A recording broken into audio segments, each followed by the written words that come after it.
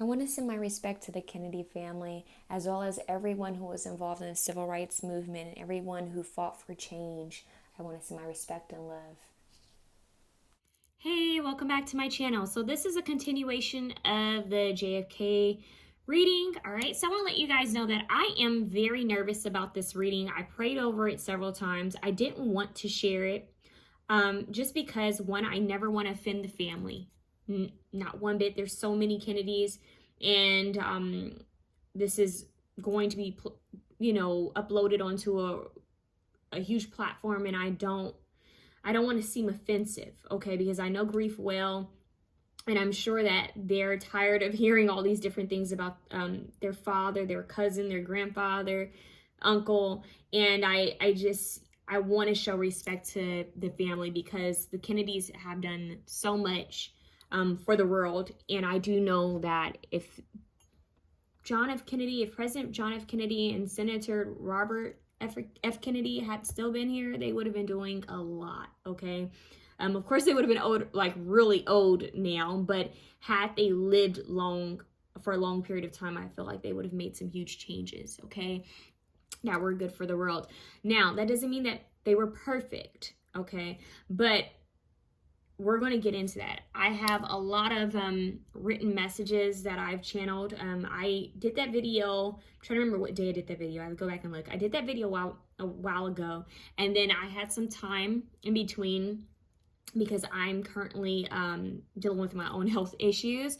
Nothing serious, not COVID. Well, we're hoping it's not serious, but it's not COVID. Other than that, I'm doing fine, but I needed my own rest. I needed to just kind of take it easy.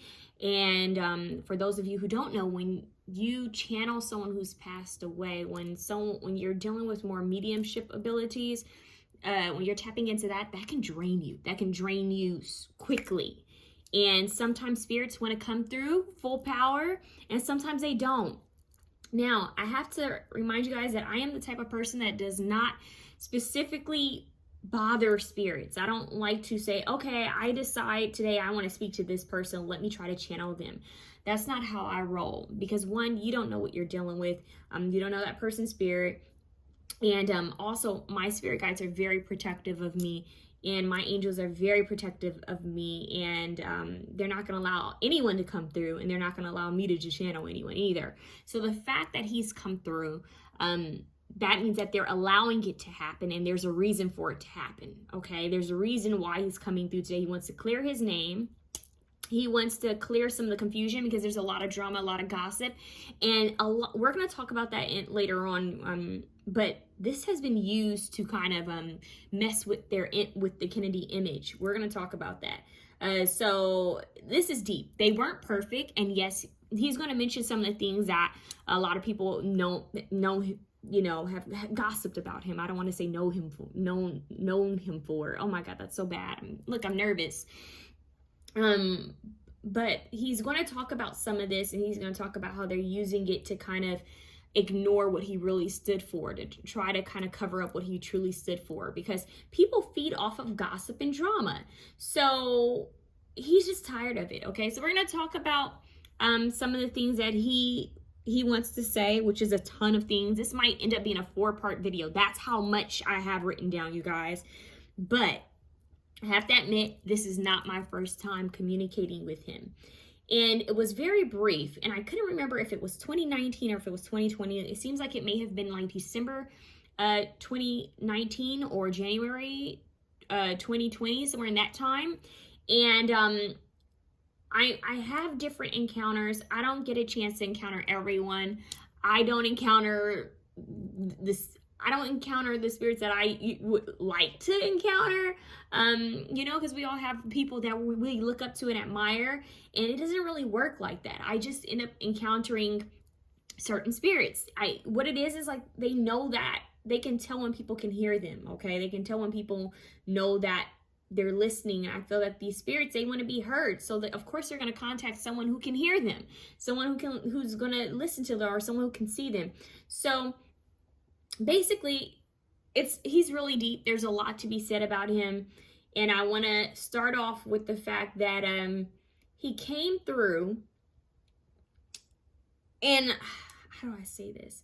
I had priorly had a dream about one president before, okay? One president before, and that was Abraham Lincoln. I had a dream about him. It was really strange. And then I started seeing like pictures of him, like randomly, like on my way to school. Someone had did like this huge painting, a mural of him. And you guys, like, I feel worked up. The energy is strong already. And I was just like, okay, you know, I went about my business, but I kept it written down because usually I write down my dreams. So I took note of that. That was it. Nothing else. Not anything else about that spirit, okay? But it was a really interesting dream. But I did channel Malcolm X. I've channeled Malcolm X like a while back. It was kind of interesting. Like, he is a totally different story. That's another video, another day. I haven't channeled him since then, okay? But very powerful and very empowering, okay? Just very empowering. And then sometime around that's when I ended up channeling JFK.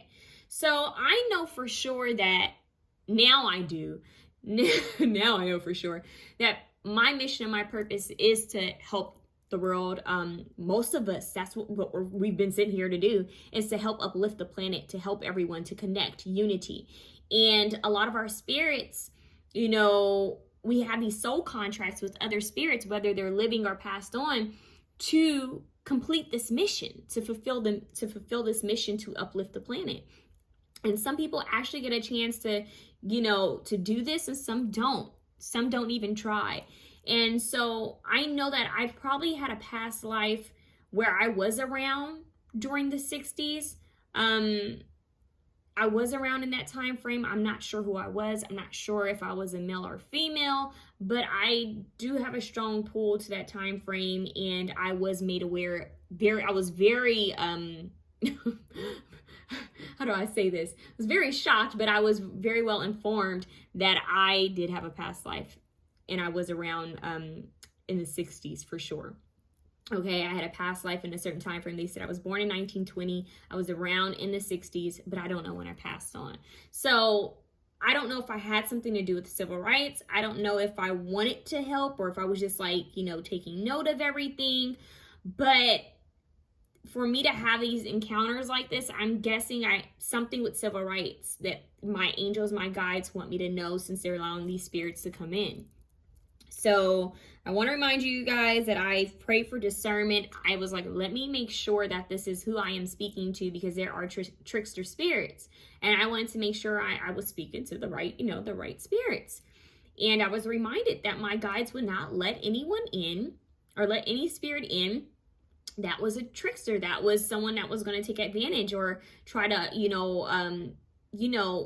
ruin someone's, name, give a message that's not true. So we're going to see what all comes up today. We're going to talk about some of what was written, and I'm going to talk about briefly what was originally said to me back in like the end of 2019, early 2020. Okay, we're going to start there.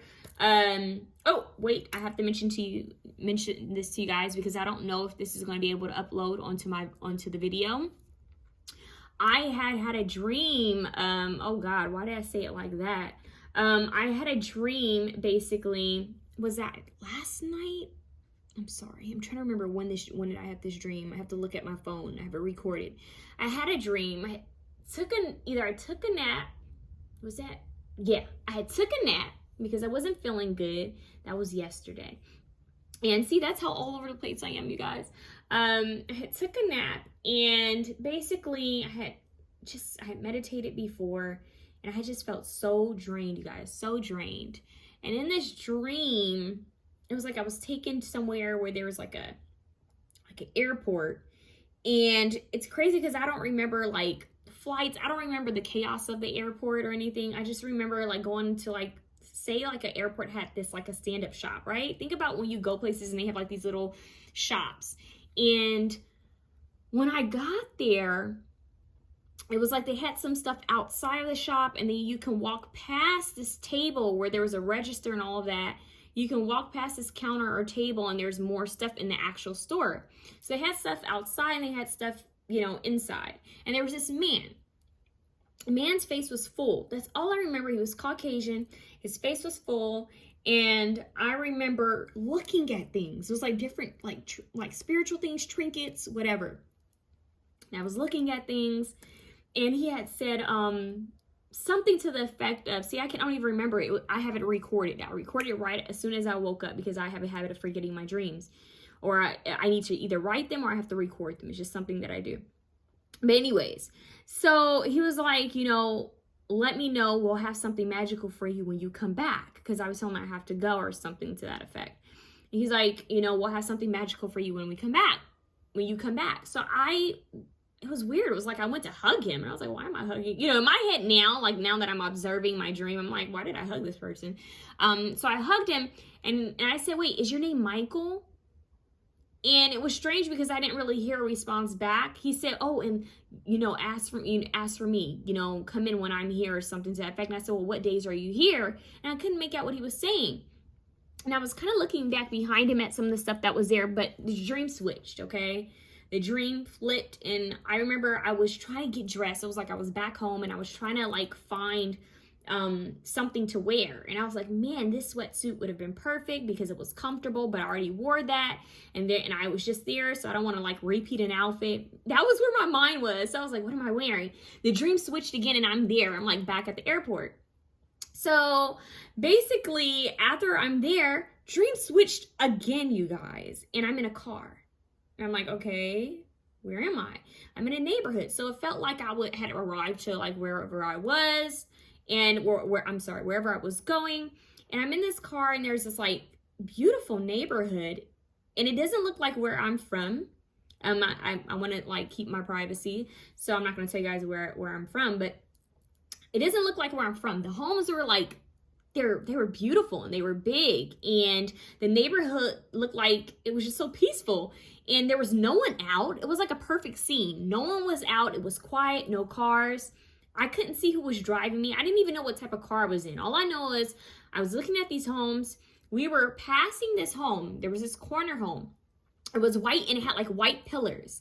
And all of a sudden I see this young man, and he's walking towards the front of where the pillars were.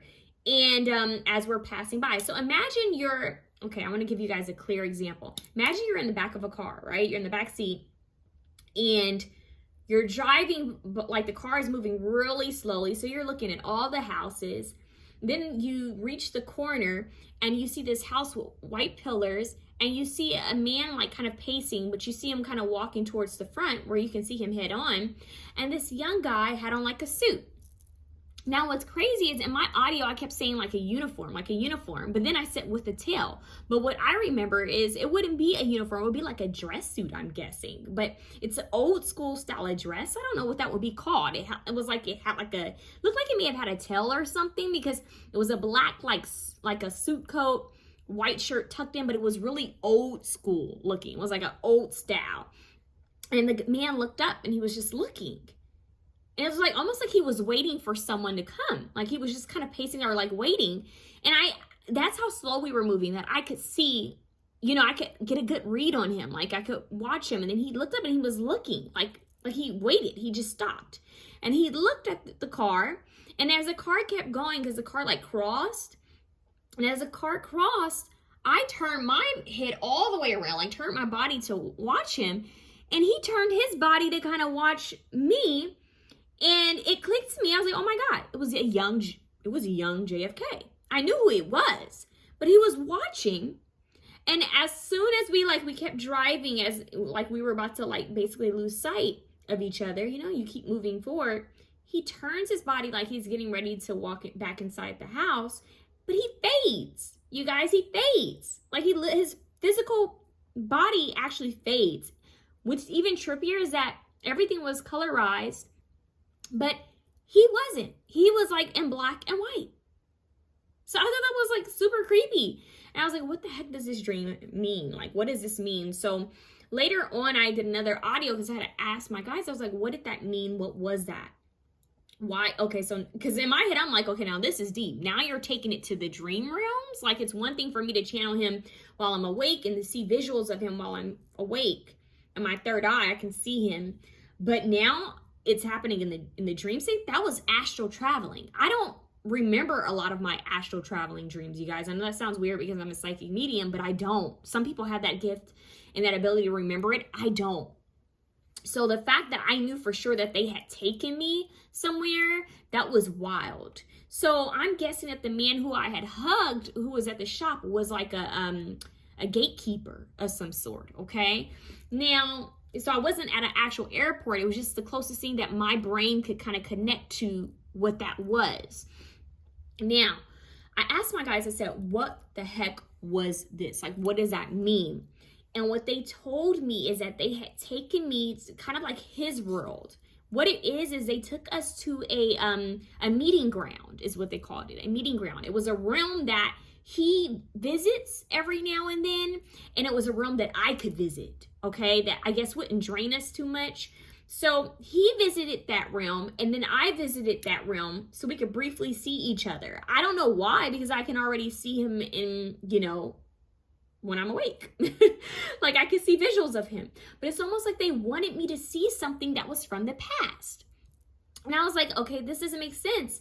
So they were like, it was a meeting ground. That's all they could tell me, is that it was a meeting ground. They allowed it to happen. It seemed like he was busy.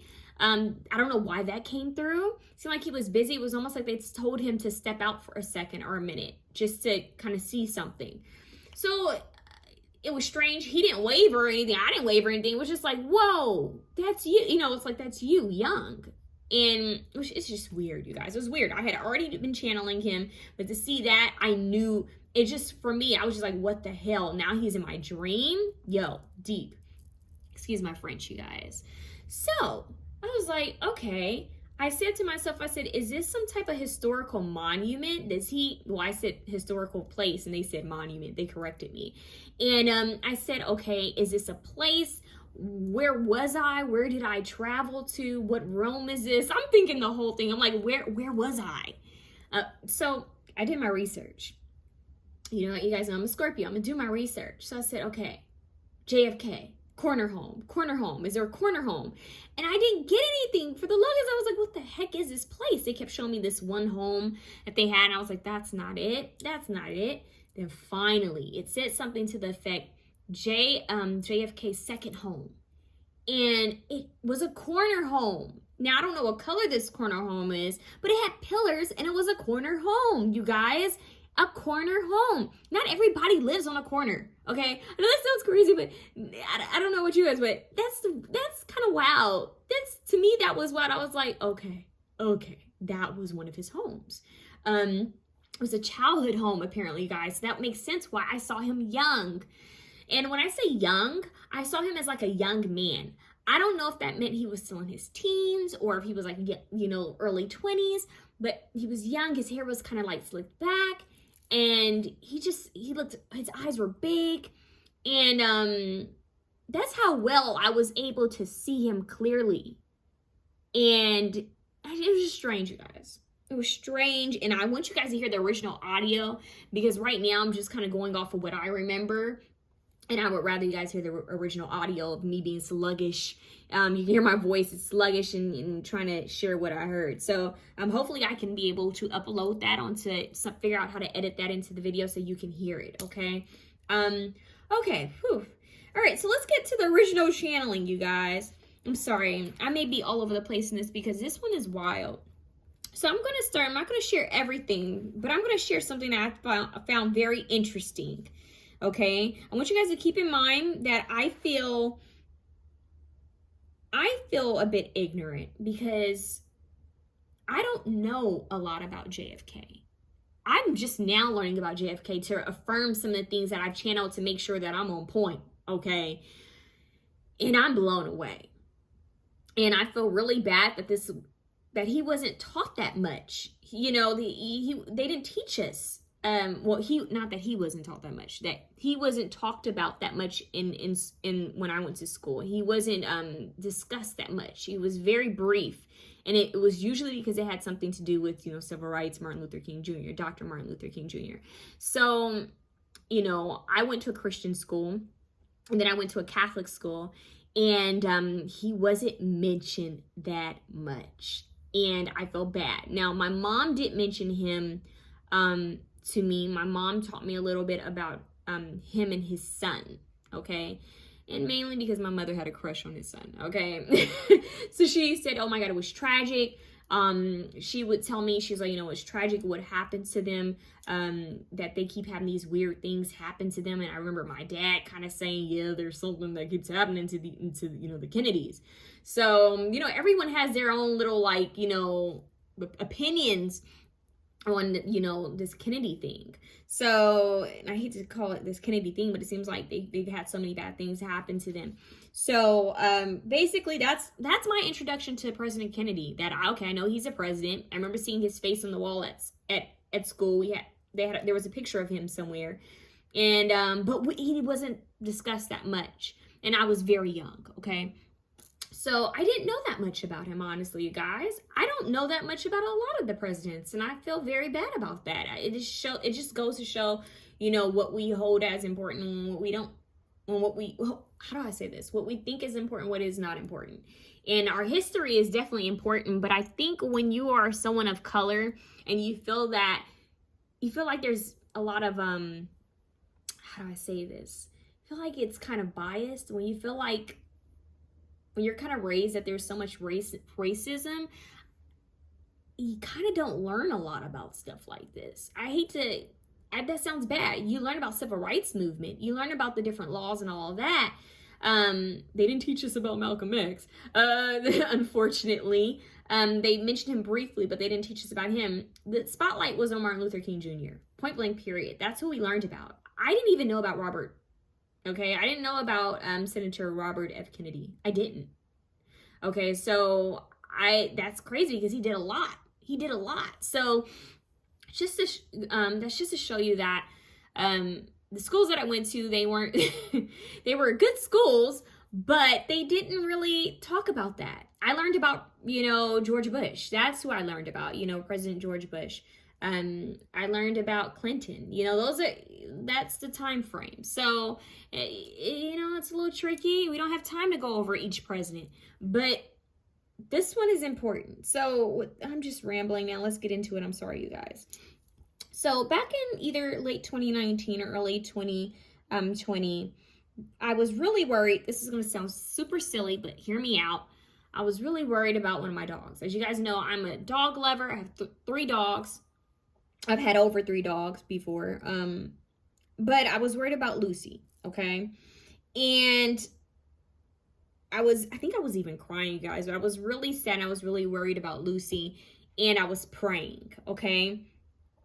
And as I was praying, he had kind of came through. This is like somewhat of a visual that I had of him. He had came through and basically was telling me things about him. It was kind of strange. It was like, okay, why is he coming through? Like why are you, why are you here? Am I tripping out? Am I having a, do I need sleep? Like, what the heck is going on with me? So I thought I was like losing my mind because I was like, is this who I think it is? Like, I've seen his picture before. So that's how I know who this is. So what the heck? So basically, he wanted to tell me that his daughter liked dogs. Okay, so this is where he comes from. He says, my daughter liked dogs. We had a small dog. So he kept talking about this small dog, specifically a small dog. And then I was like, okay, I'm losing my mind. Then I heard him say, look it up online. Boy, if we had that device. And I'm like, what the hell, right? I'm tripping out. I'm like, okay, this is weird. And then he said, it's important that you help the world. No matter how hard it may seem, always help and be kind. I asked if he would come back again. He said, oh, I can and I will. And what I meant by that is if he would reincarnate here on earth. He said he liked President Obama. That's an event that he never would have thought would have occurred in his lifetime or in general, just because there was so much racism. And he said, more specifically, our country. He didn't think that it would happen in our country. He said, we were born off of racism, pride, and ego. There was no real justice. And he kept talking about his daughter. He said, I miss her and I love her very much. And I wrote down, he's mad and sad that he didn't have much time with her. He wants to know if she shares the same love for dogs that he has. And there was like a private joke there. And he said 3. He makes reference to 3 children and also dogs, a bunch of dogs and 3 children. So, of course, since he said, look this up online on my device, I pulled it up online, and he's the president that was known for having like a ton of dogs. So, little old me didn't even know that, you guys. I was like, okay, I thought it was common for everybody to have a dog, right? Like, in the presidency, I thought that was like the whole perfect American look. But he was known for having a lot of dogs. So I thought that was kind of interesting. Now, keep in mind, I'm not sharing everything that I have written down from that time frame because we're not going to talk about that. We want to talk about the new stuff. So that's why I kind of went over it briefly, all right? Now, he mentioned 3 children. So I thought that was kind of interesting because back then, I didn't look into it. I'm going to be honest with you guys. I wrote that down in this journal, and I did not look into it. I just said, okay, thank you. And that was it. So basically, 3 kids. I'm like, President F. Kennedy does not have 3 children. He has 2, right? So I didn't know what that was about, but after I channeled some of this information and after I went back and watched the other video, you guys are going to see a card that had a King of Cups and it had a man with a child. And I had also heard John F. Kennedy Jr., right? I think President Kennedy had another child, okay? Now, I hope the family forgives me, but I am picking up that he had another child because he's making reference to 3 children. He did that in the past, and I'm getting that now again. It's 3. Something about 3, okay? So I could be wrong. I don't know, but I'm getting 3. Okay, and I have it written down from then, and it shocked me because when I went back, I was like, oh, shoot, like that. I need to see what this is. I need to figure out what this is. Now, I want to let you guys know, keep this in mind. That was old, right? That's an old journal of mine. And I was like, okay, where is this journal? Did I even write it down? Like, did I record this? Did I write it down? Couldn't even remember that, you guys.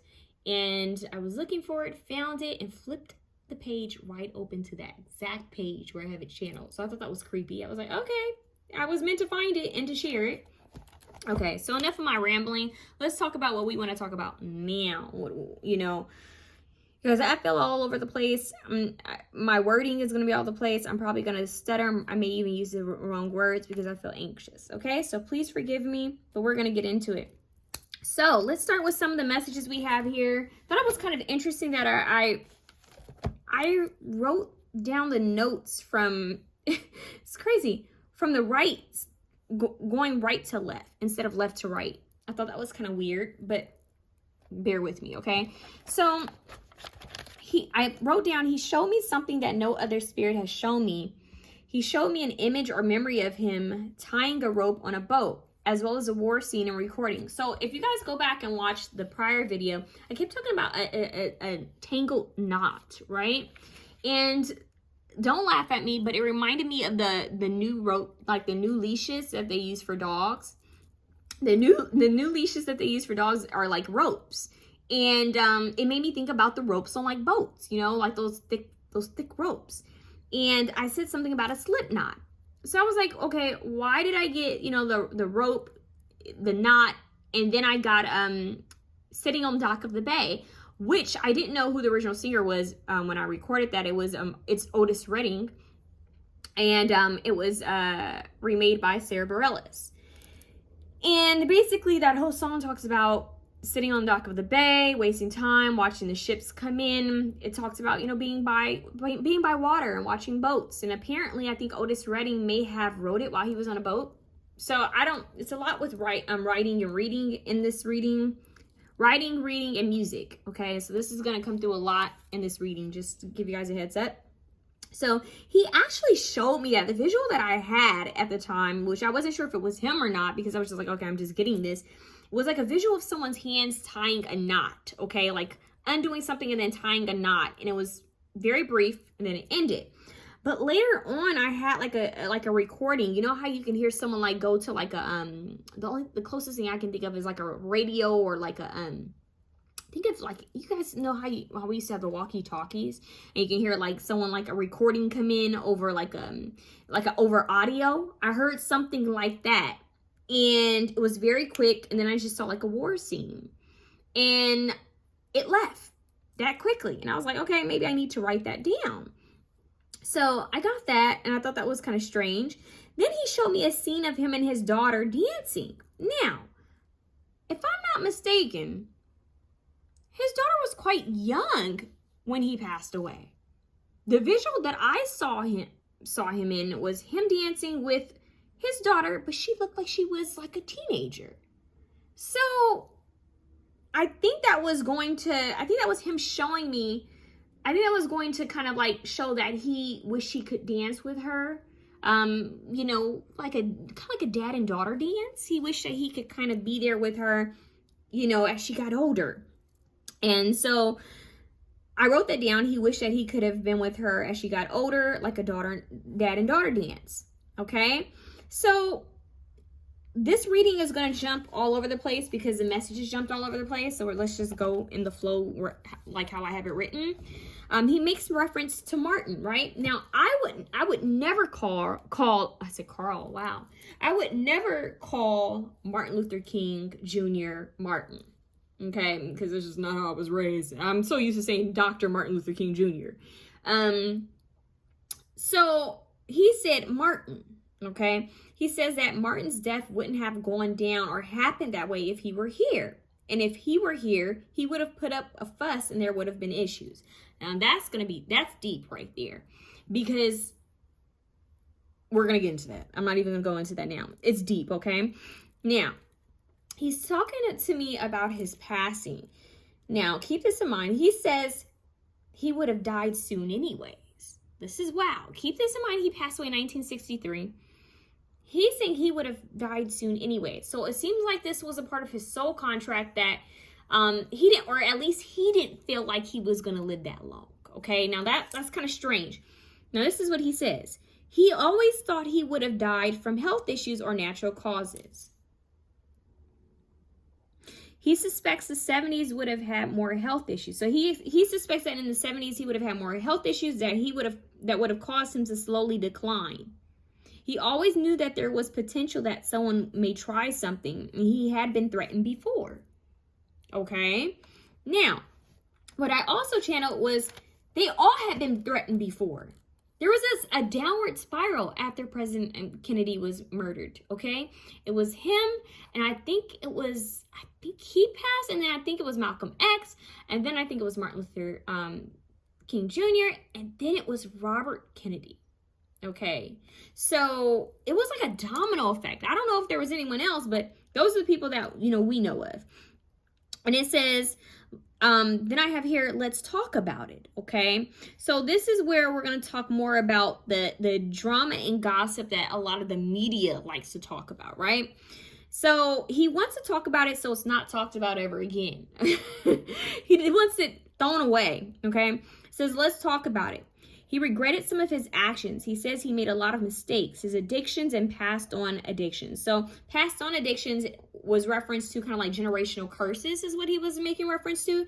That a lot of us come in with generational curses, things that are passed on from our family members, okay?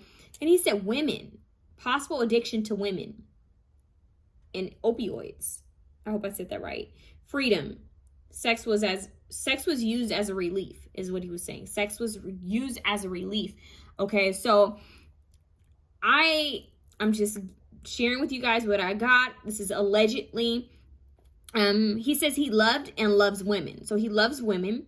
Teachings from his father. That's what he said. Teachings from his father. Time frame. Being a military man. He always enjoyed his freedom and the ability to do whatever he pleased. So this is someone that did not like being told what to do. They liked to be free, and they did not like to be trapped or kind of kept down. He wanted to be free to do what he wanted, to explore. He says he loved his wife. So there's a very strong love for his wife. But he wasn't necessarily in love with his wife, like during like the marriage. So it's almost like it's crazy because what he's showing me is like a couple that just falls in love, like they're in love.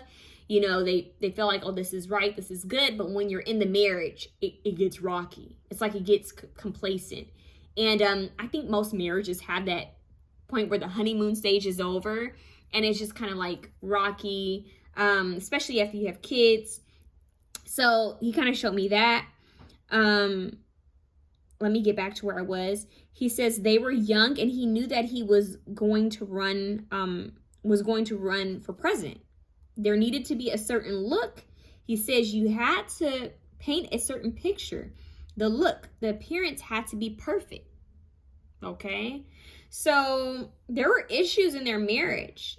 Don't get me wrong. There were issues in their marriage, but there are a lot of issues in a lot of people's marriages. There's no such thing as a perfect marriage, but there were a lot of issues that they had, okay? And they put on a front.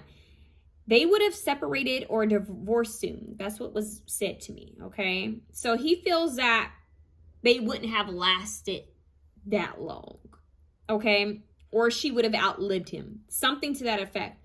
Everything was kept together because he was president.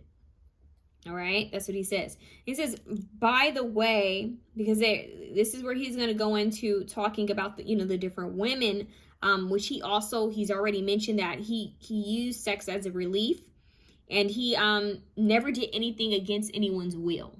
Okay, so keep that in mind, that it was all consensual. But what he's mentioning is that the tabloids, like, they never mentioned or listed any of the colored women he had been with. Thought that was interesting. I was like, okay.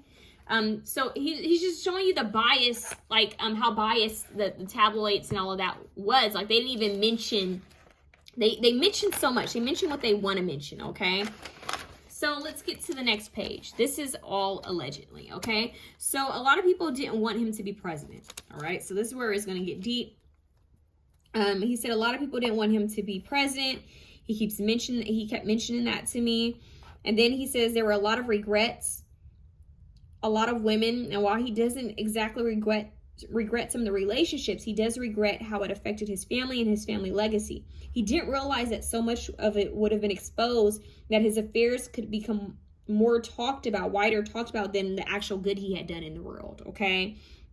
So he says there's so much that will remain hidden, okay? And he also wants to mention that they were afraid that someone was going to write a tell-all book. And it feels like that's more of like, people in the government, people in the higher ups. Like someone was going to share like a tell-all book about what exactly was going on in the government. Okay, that's a side message. Now the guides came through because there's guides that assist him and guides that assist me while we're communicating.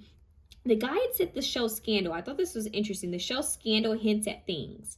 And then they said Cleanup Crew. Cleanup Woman by Betty Wright. I don't know if you guys have ever heard that song. I don't know it that much, but that's what they played, Cleanup Woman.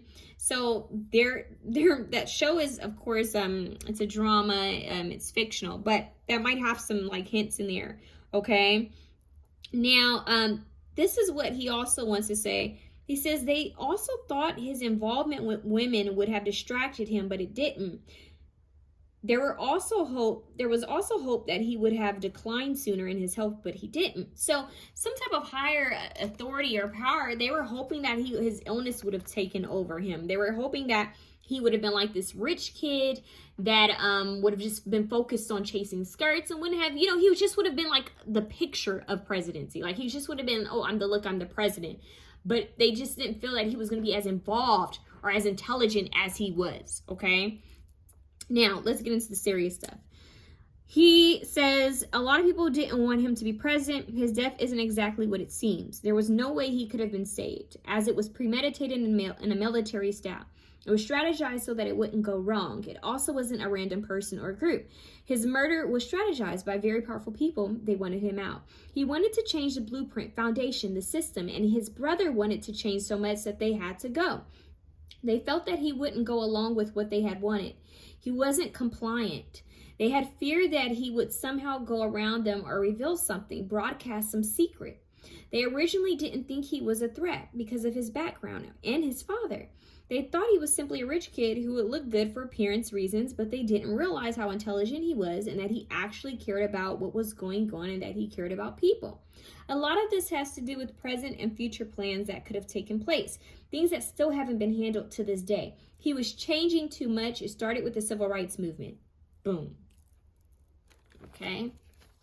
So, of course, this is all allegedly, but the racism is really big, you guys. Like, this was a serious threat. They did not like that he was going to come in. It has to do with, I hope I say this right. It's like classism, sexism, and racism. Like, they wanted to change the foundation. He had like a whole layout. Like, he was like ahead. And I don't know if it's because he thought, you know, his health was going to decline, but he had plans for the future. Okay. And it seems like he may have had it written down somewhere. I don't know if that means his family has it or if like a group of people, like maybe like someone in his team have it.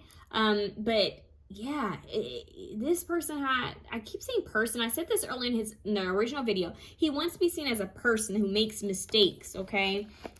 Not just, oh, I'm the president, I have to be perfect. He was not perfect by any means. Okay, so he says there were hidden enemies. And then he says rats, as they say. Okay, sometimes it's the people in front of you that are your enemies. That's what he says, okay? Then it says, let's talk about the Navy. Those were fun times. And I'm thinking to myself, fun times being in the military? Okay. Now, he kept talking about military men. He kept telling me that he lived in a different generation. He lived in a time frame where men were a bit different, okay? You know, what was expected of them, how they acted. So he kept making reference to how people were much different then than how they are now. And some of the things that we see as wrong now weren't really talked about then, okay? So let's talk about the Navy. He said, let's talk about the Navy. Those are fun times. And I put in parentheses, I didn't know he was in the Navy. Now, that goes back to the rope and the boat, and that goes back to the war scene. So he was in the war, and I believe he was a war hero, you guys. When I read up on him, he had I think he had saved his crew or something to that effect, okay? So I also wrote reading backwards, reading books backwards, writing right to left for fun. So that could be a little message. I don't know if that's like a little hint, if that means something for someone. I don't know if that was him or a family member, but he's making reference to something like that. And then I put Navy, and it says important times of his life taught him strength, endurance, and the value of men, all men. It taught him how to trust, and it taught him integrity. The most valuable experiences there. So he said he had the most valuable experiences while being in the Navy. He felt like that's what really taught him how to be a man. He felt that's what taught him how to really like fight for other people. It taught him about other people, okay? He says he's a fighter and always has been. He fought to be here. His soul knows that he had a higher purpose here on earth. He was supposed to have more children. He would have remarried twice. That was an alternate life path. So the guides came through and said that he had an alternate life path where he could have had more children, and he could have even married twice if he were allowed to live longer, if things had been different. Now, I know that sounds weird, but it seems like we all kind of have like this alternate life path depending on the choices we make, okay? And it says he has a soul family, soul tribe, souls he's been with in other lifetimes. And some of those souls could actually be family members, you guys, all right? As well as other leaders. He's picky with what mediums and psychics he speaks with or through. I don't know why, okay? And it also feels like other people may have tried to channel him. Obviously, he's been going like, wait, if he passed away in 1963, would that be like, it's almost like 60 years, right, you guys? My math could be wrong, but it feels like people have tried, and it seems like even people of power have tried to contact him, and maybe have been successful and some haven't. But it says, he says not everyone wants him to be heard still. That's kind of interesting. That's what I felt. I was like, that's interesting. He fears that his family has suffered from his life and his father's life. Wow. Okay. And it says it was predestined that someone in his family would have ran for president. That's what he said, okay? Now it is what it is. That's Life by Frank Sinatra played. I thought that was kind of interesting. Then he says, I asked him, oh, I didn't even mean to say that. Then he says, I asked him. Okay, that's kind of strange. Okay, so I asked him if he would have become president if he could do it all over again. He says, no, yes, no, yes. So he's kind of playful.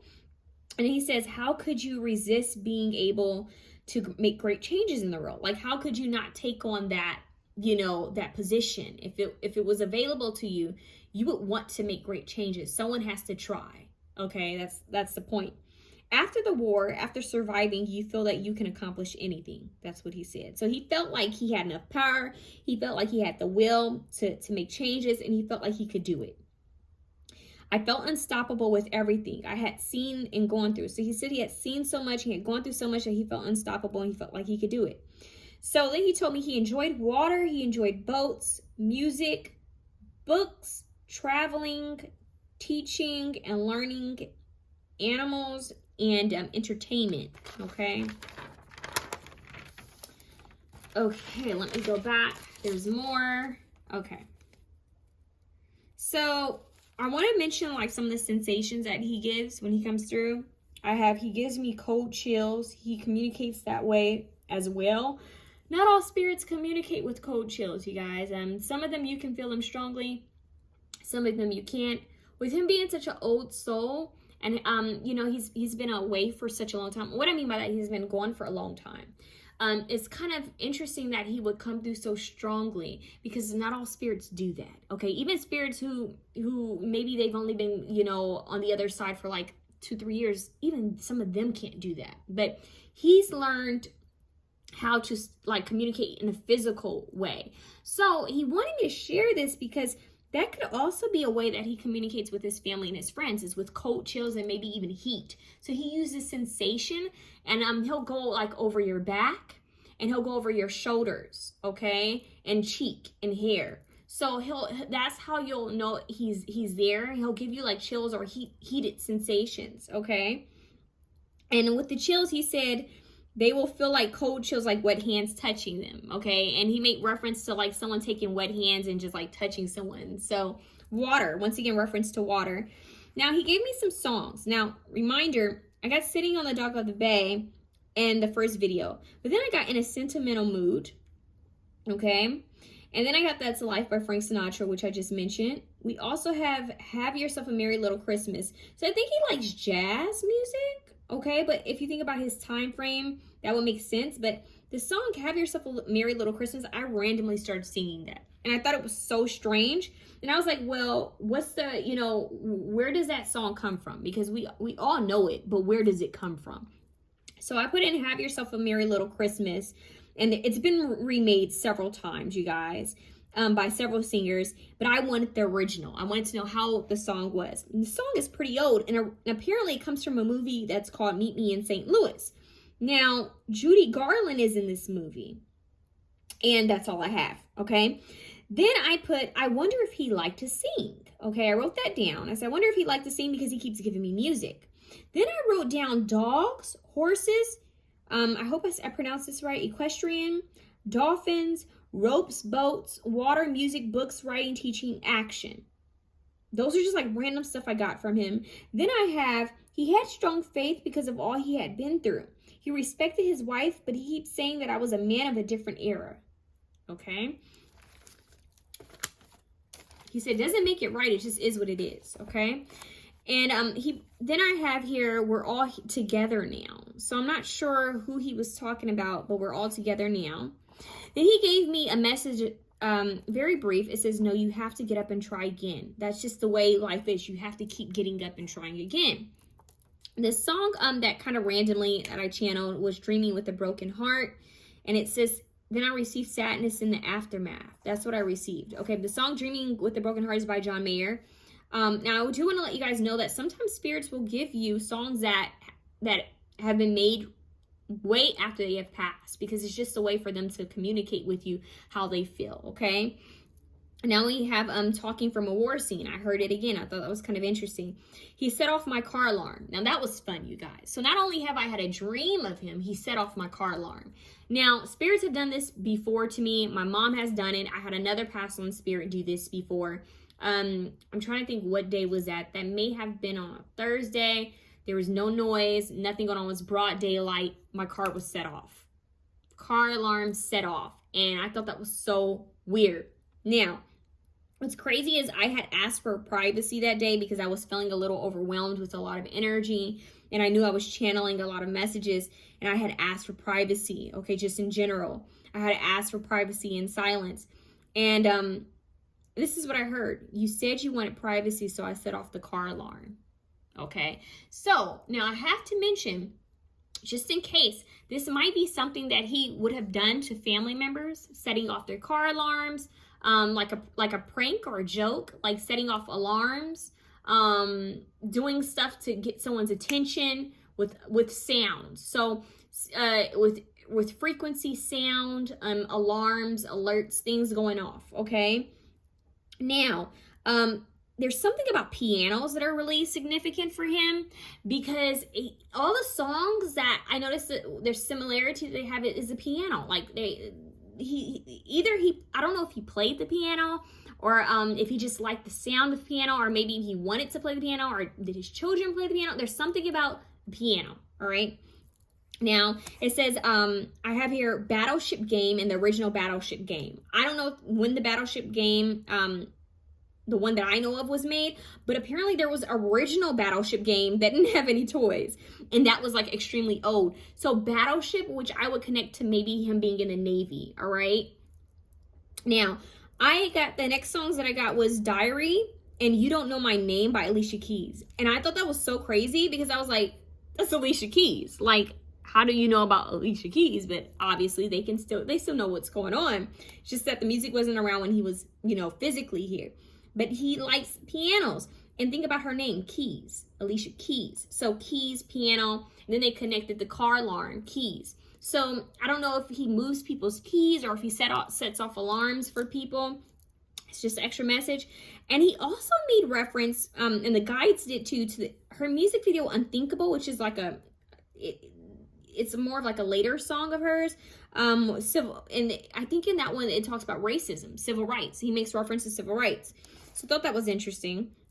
So this is just the way the guides are communicating and showing me things too. Now, this is where he goes into a military men joke. I thought this was interesting. He said, military men joke. He said to me, why do you think women were so scared and worried for their men to leave for war? And then he showed me an actual like train scene. You know how you see those train scenes of women crying and giving their partners or boyfriends or husbands kisses and before they leave, and the men would wave, and all of that. He showed me a scene like that. So keep that in mind. He said, why do you think women were so scared and worried for their men to leave for war? It wasn't just because they could die, but also because they could die, but also because they could come back from war with other wives and children. So basically what he's saying is it wasn't just because they could die, but also because they can come back from war with other wives and other children. And he laughs and he says some of them did. So I was like, what? Like, that's kind of interesting. I thought that. So I don't know if he had a sense of humor, or if he had like kind of like a interesting sense of humor, because it's like he's referencing that the women weren't only afraid that their men would die, they were afraid that they were going to come back with other children, with other wives, girlfriends, and who knows what else. So he's like, we've kind of romanticized this whole men going away from going away to war and crying over, the women crying over their partners. But there's like, let's get to the realness of it all. There's many reasons and many different things that were going on then. He said, we're a lot like this generation, but we're not. So these things that we weren't perfect. We put on this pretty scene, like we were romanticized, like the scenes were romanticized, right? Men going away for war, coming back to their partners, the romance of it all. And he said, yeah, some of it was beautiful because you survived, right? He said, but there's more to it. There's so much more to it, and we just we have a habit of romanticizing things and not sharing what truly took place and what was really going on back then. Okay, so I don't know what that's about. But he's got a sense of humor, okay? And it seems like he could have been a prankster. So it says certain statements have been taken out of context. Here we go. There's a dark side to journalism and media. They choose to edit things to promote a certain narrative to keep people at war with each other. They're such a distraction from the good we had done and what we stood for. So even though he's talking about how things have been romanticized, he still wishes that there was a focus more on the good that he and his brother and his family had done instead of the affairs, instead of some of their mistakes, because he is going to talk about that, some of the mistakes. All right. So he said, I noticed that over the years, the light, I said this. I wrote down, I said I posted, wow. I wrote down, I noticed that over the years, the light in his eyes shifted because I had noticed some of the pictures. I was like, wow, he looked different. He started to look different. And if I don't know if you guys noticed, but when you pay attention to like presidents when they start their first term and by the end, of course years have gone by if they stay in that long, but they age. I feel like they age drastically. But what he said was a lot transitioned. Wow. A lot of things transpired over time. Certain truths harden you. So he's talking about different things that had occurred in his life, things that he were going through, and apparently he was sickly. You guys, I didn't, of course I didn't know that much, but he was sickly. So, he wants me to talk about this like right now.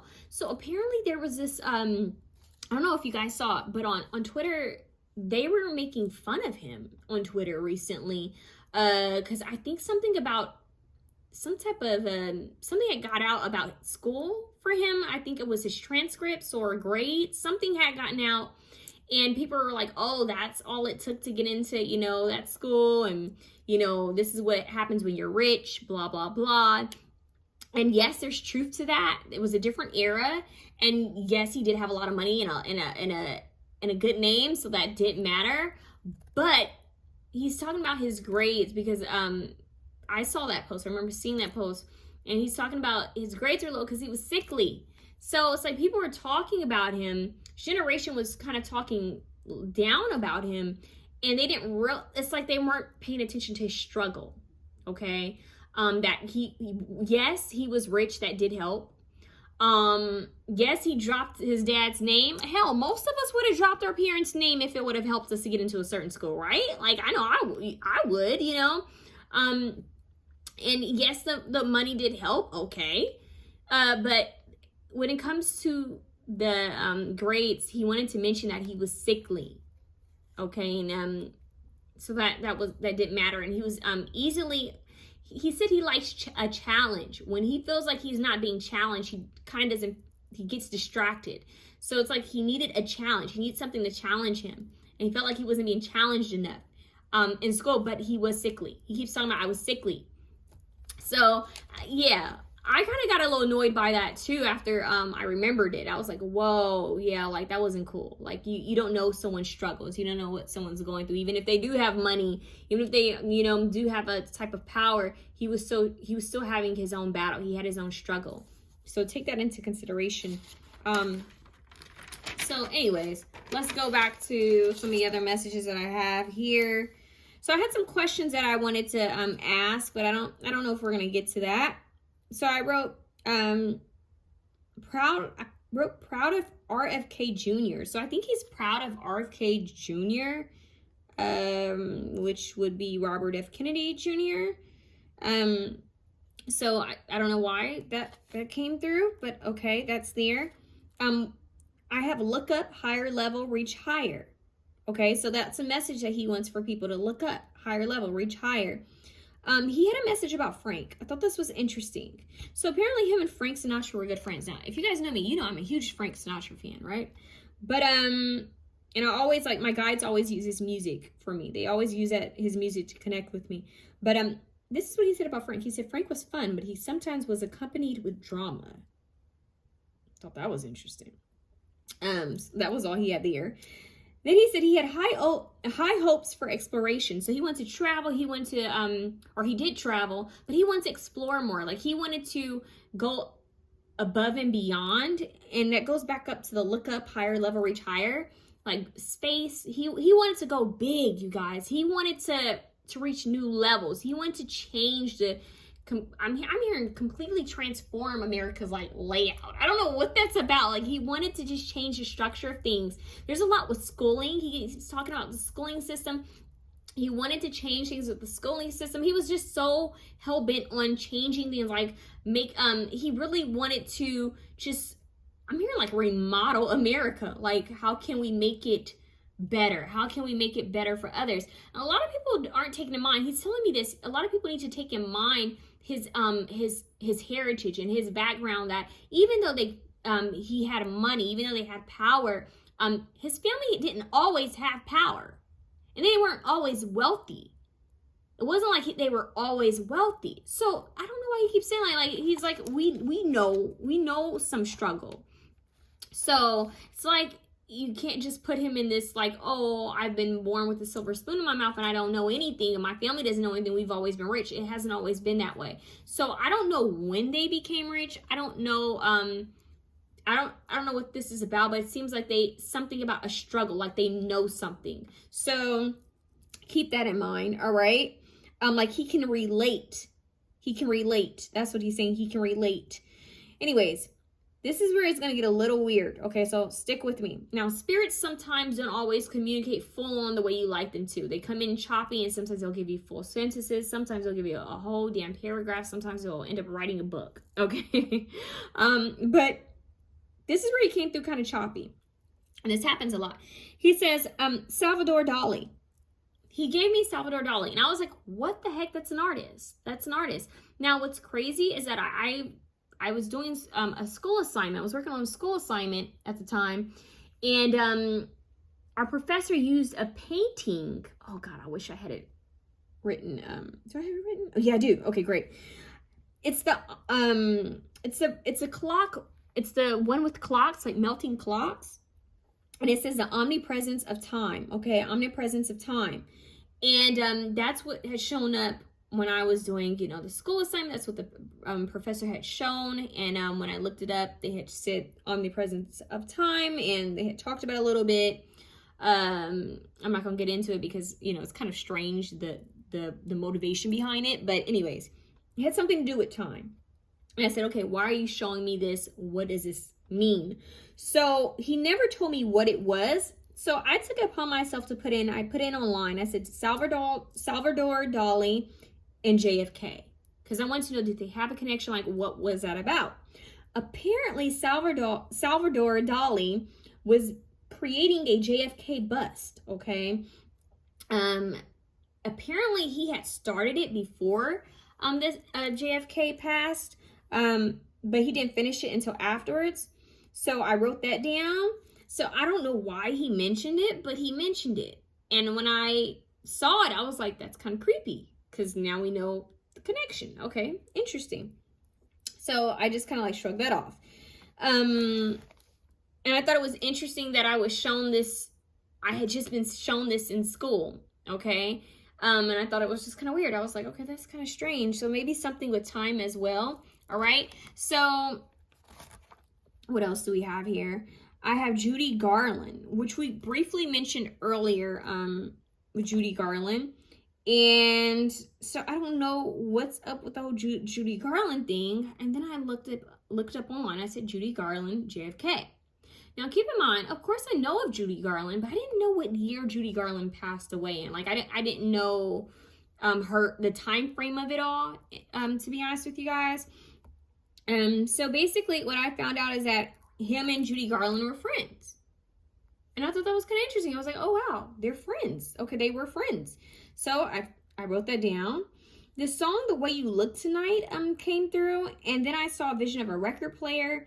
And then this is gonna get where it's gonna get funny, you guys. So I think he has a sense of humor. So Unchained Melody by the Righteous Brothers, which is an amazing song, played. But he specifically showed me a clip of the movie where Patrick Swayze character is like kissing, what is her name? Kissing, I forgot the actor, Debbie. Is her name Debbie? I can't remember. Demi Moore. He's like kissing her, and then he fades into the light. Like he fades away into the light. So that could have been something that he had actually did. Maybe he had kissed someone. Maybe someone had felt him on their cheek. I just heard her. So I don't know if he came back and he, like, you know, kissed his wife, or did he kiss his daughter or someone in the family, but he wanted to let them know that he was there. And the movie Ghost itself, think about that. The movie Ghost, he was shot and killed, right? I'm trying to remember. I think he was shot and killed in that. Ironically, he's joking because the psychic who was originally a con ended up actually being a medium. So it's like, be careful what you wish for. She was a medium. She ended up having to help her and to protect her, and to basically share the truth about his passing and that he was still very much there with her. So the movie Ghost might be meaningful to someone. Maybe that's a favorite movie of someone in the family. Maybe they're going to get a laugh out of it. I don't know. But the movie Ghost is standing out. But what's crazy is, you guys, the guy who played Fitzgerald in Scandal, is his name Goldmire? Because I believe his family is Goldmire or something. They're like the old Hollywood, like golden. Is it Goldmire with a lion, I believe, if I'm not mistaken. I could be wrong, but that's his family, you guys. That actor who played on Scandal as the president, he's in the movie Ghost. He's the villain. Isn't that crazy? I thought that was so wild. I was like, oh my God, that's him young. He's the one who shot Patrick Swayze character. Look, I'm getting tongue-tied. He shot Patrick Swayze's character, and he's the one who also is the president in Scandal. And I just thought it was interesting that he made reference to the movies. So I don't know if President Kennedy liked movies, liked entertainment, but that came through, okay? Now, this is where it's going to get interesting. And this kind of connects to what I was saying a while earlier, where I was like, okay, maybe I had some type of past life where I was into civil rights or something like that. But then I heard James Baldwin, okay? This is not the first time that I've heard of this man's name. I don't know much about him. When I received his name before, I put his name in on Google, and it said he was a writer. And to be honest with you, I didn't look up anything else about him. Just because, you get stuff. When you're a medium, you just get stuff. And you're like, okay, got it. Sometimes you take note of it, sometimes you don't. And I wish I had back then. But that's all I got. So I got James Baldwin again. And I was like, okay, this writer. I knew he's a writer. Looked him up. And I said, okay, what does he have to do with the Kennedys? So I put in James Baldwin, kind of like the same thing I did with Salvador Dali and Judy Garland. I said, James Baldwin, Kennedy. Okay. And it's wild. It came up that he had a meeting with Robert Kennedy. So I don't know if this is JFK's way of saying that he knew of the meeting and that he was very much present in that meeting. But apparently that was a very big meeting, you guys. A very big meeting. And it wasn't just James Baldwin, okay? There's a lot of people involved. Now, he makes reference to Malcolm X, which is interesting because, like I mentioned before, I have channeled Malcolm X briefly in the past, okay? But he says that Malcolm X, he's kind of laughing. Because Malcolm X has a very, he's kind of raw, no filter, okay? Just kind of shoots at the mouth, raw, unfiltered, aggressive kind of approach, but very intelligent. Some people saw him as intimidating, but what he's saying is that Malcolm X hinted at the truth somewhat. Where a lot of people didn't kind of sugarcoat things, he would say things that were kind of like, oh, like, wow, like, okay, he didn't sweeten that approach. Opposite of Martin Luther King Jr., where Dr. Martin Luther King Jr. was very like, peace, for peace and, unity and having a peaceful approach. Malcolm X was more like, get to it, get to it. Why isn't this being done? Enough small talk. Let's get to it. Why? More aggressive. Something about a militant, kind of like a militant kind of, he's saying militant vibe, like a militant style. He said, which isn't new to him because he was in the military. He said he's dealt with men like that before. So it didn't really, it didn't throw him that much, but he did feel like he was going to be a problem. Okay, so that's being channeled right now, you guys. He did feel like that was going to be a problem, just because people were easily offended, and there was just a lot going on at that time where the best approach was to keep the peace as much as you can. to keep it quiet, but he understands if he had been in his shoes, he would have been fed up too, not seeing any change and seeing how I'm hearing there were desperate times. You can see why one would take, I'm hearing that measure. They would handle things in that manner. Okay. So, but he's saying, he just didn't want things to escalate more than they were. Okay. Because he felt like things were going to escalate anyways, but he didn't want them to get, really bad. All right. Like having a war in your own front yard. He didn't want it to get too out of hand where they couldn't reel it back in. That's what just came through. Okay, so let me see what else I have for you guys. So, all right, so this is why he went into that. So the next thing I have written is there are some things he regrets playing both sides. He admits that he did play both sides, and this is what it has to do with Malcolm X, because Malcolm X kind of mentioned something to that effect in a speech before, or in an interview, and he's even saying that James Baldwin has mentioned something to that effect, where it's like they wanted them to choose their side and just be on their side and to handle things. But he's saying that's not how it worked. He's saying that if they had did that, they would have had bigger issues. And he said they would have been dead much sooner. Whoa. That's deep. Okay? So what he's saying is that they were in the middle. Okay? They were in the middle. There were a lot of things that they were being told that they could not do. They could not say, if you did this, you're going to lose, these voters. If you did this, so that he's kind of mentioning to Pryor even before he was actually president.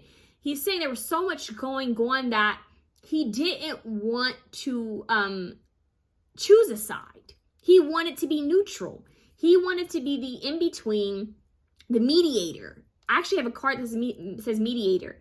He wanted to be the mediator. He wanted to, and he's actually like showing me his brother too. They wanted to mediate, meaning that they wanted to bring both sides in and to have both votes. They wanted both votes. They wanted both sides. All right. They wanted to be in the middle. They didn't want to choose one side over the other because there would have been a war. But with you playing middleman, sometimes that ends up getting you in bigger trouble and both sides end up hating you, okay? Because you're playing the middleman. So he's talking about this. He's talking about how a lot of African Americans, they wanted him to be all for them, all right? And a lot of other people, a lot of Caucasians, he's saying especially Caucasians of power in the South as well, people in power and people in the South as well, they wanted him and his brother to be mostly his brother, whoa, that's crazy. Mostly him and his brother to be all for them, okay? And he's saying it stayed like this. Even when he was in the presidency and even after his death, they wanted him and his brother to be all for them. And if they weren't for them, there would be an issue. He's saying that there were threats made that people didn't even know about. Like there were things that were going on that people will still never to this day know about. And he's not going to discuss. But what he's saying is that him and his brother were in a very tricky position. Okay? They didn't want to... He said that they knew what was right from wrong, but they didn't want to make a bigger mess than what it already was. But with them playing the middle, like that middle ground, it did make a mess. He's saying, yes, we should have just, stood up for what was right. But at the same time, he feels like their lives would have been in danger. And not only would their lives have been in danger, but he's mentioning Martin Luther King Jr. He's mentioning a lot of African Americans. He's saying a lot of things would have went down had they not played this middle ground. Okay? Had they, just went for whatever the, people of higher power were saying.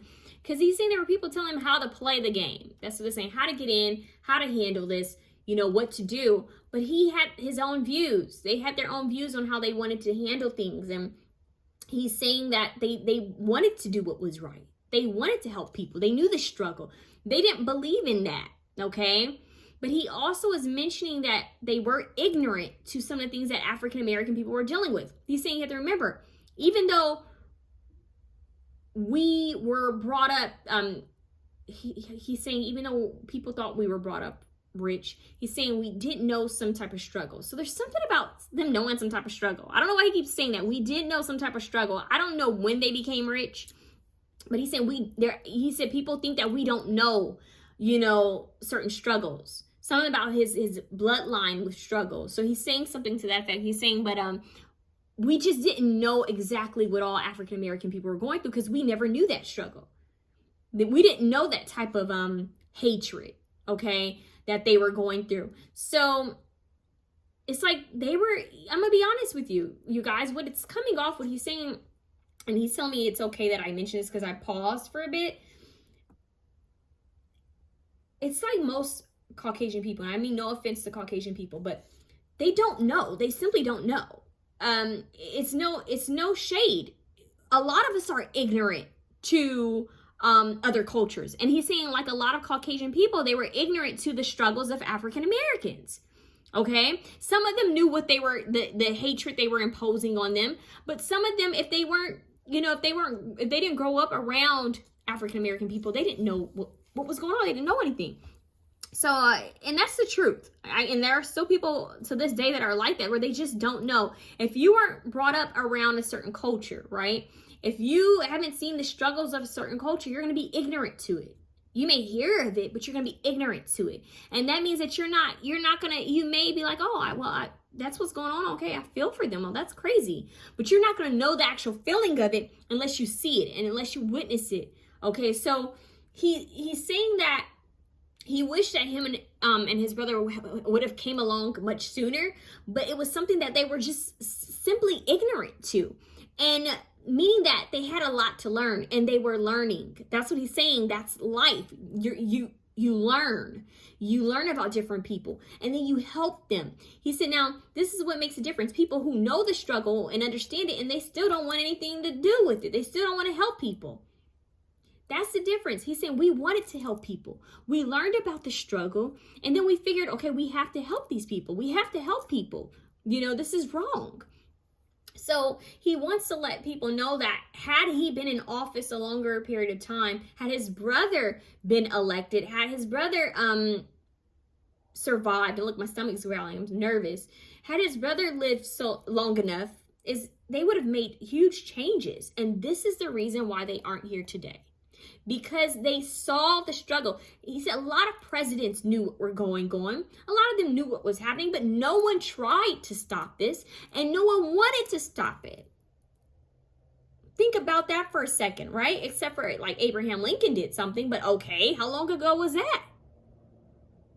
Airplane flying by. So the point is, he's acknowledging that, okay, yes, we weren't perfect. We could have handled things differently, but they felt like they were sandwiched. Okay, felt like they were sandwiched in, that they didn't have much room for to move. I don't know why he's saying that. It's like he showed me a vision of him like lifting his hand and someone keeps doing this. Like, no. He's like, but if we could, he showed me like a chess game. Like, if we could move this piece, and someone kept like kicking his piece off. Like, no, you can't do this. Like it's like, even though he had freedom as a president to a certain extent, he didn't have that much freedom. It's like, I can only make so many moves before they keep telling me, nope, you're getting knocked down. So it's like, he showed me a game of chess where it's like, you make it so far and then they knock you down. Like, nope, you can't do that. And he's like, but I'm president. And that may have been his fight, where he's like, I'm the president. I can do this. And they're like, no, you can't. So that feels like there is a pushback. He had some type of pushback. So I don't know who this is from. I don't know what this is, you guys. He's not telling me, but he's saying he had pushback. There was going to be huge pushback, and he just felt like it was hard. It was like, how do we keep the peace with everyone? They didn't want any group of people to go wowed, but at the same time, they wanted to let African American people know that they were with them. But we can't make the moves that you want us to make, because if we do, all hell's going to break loose, but we can't tell you that. That's what I'm hearing. Can't tell you that.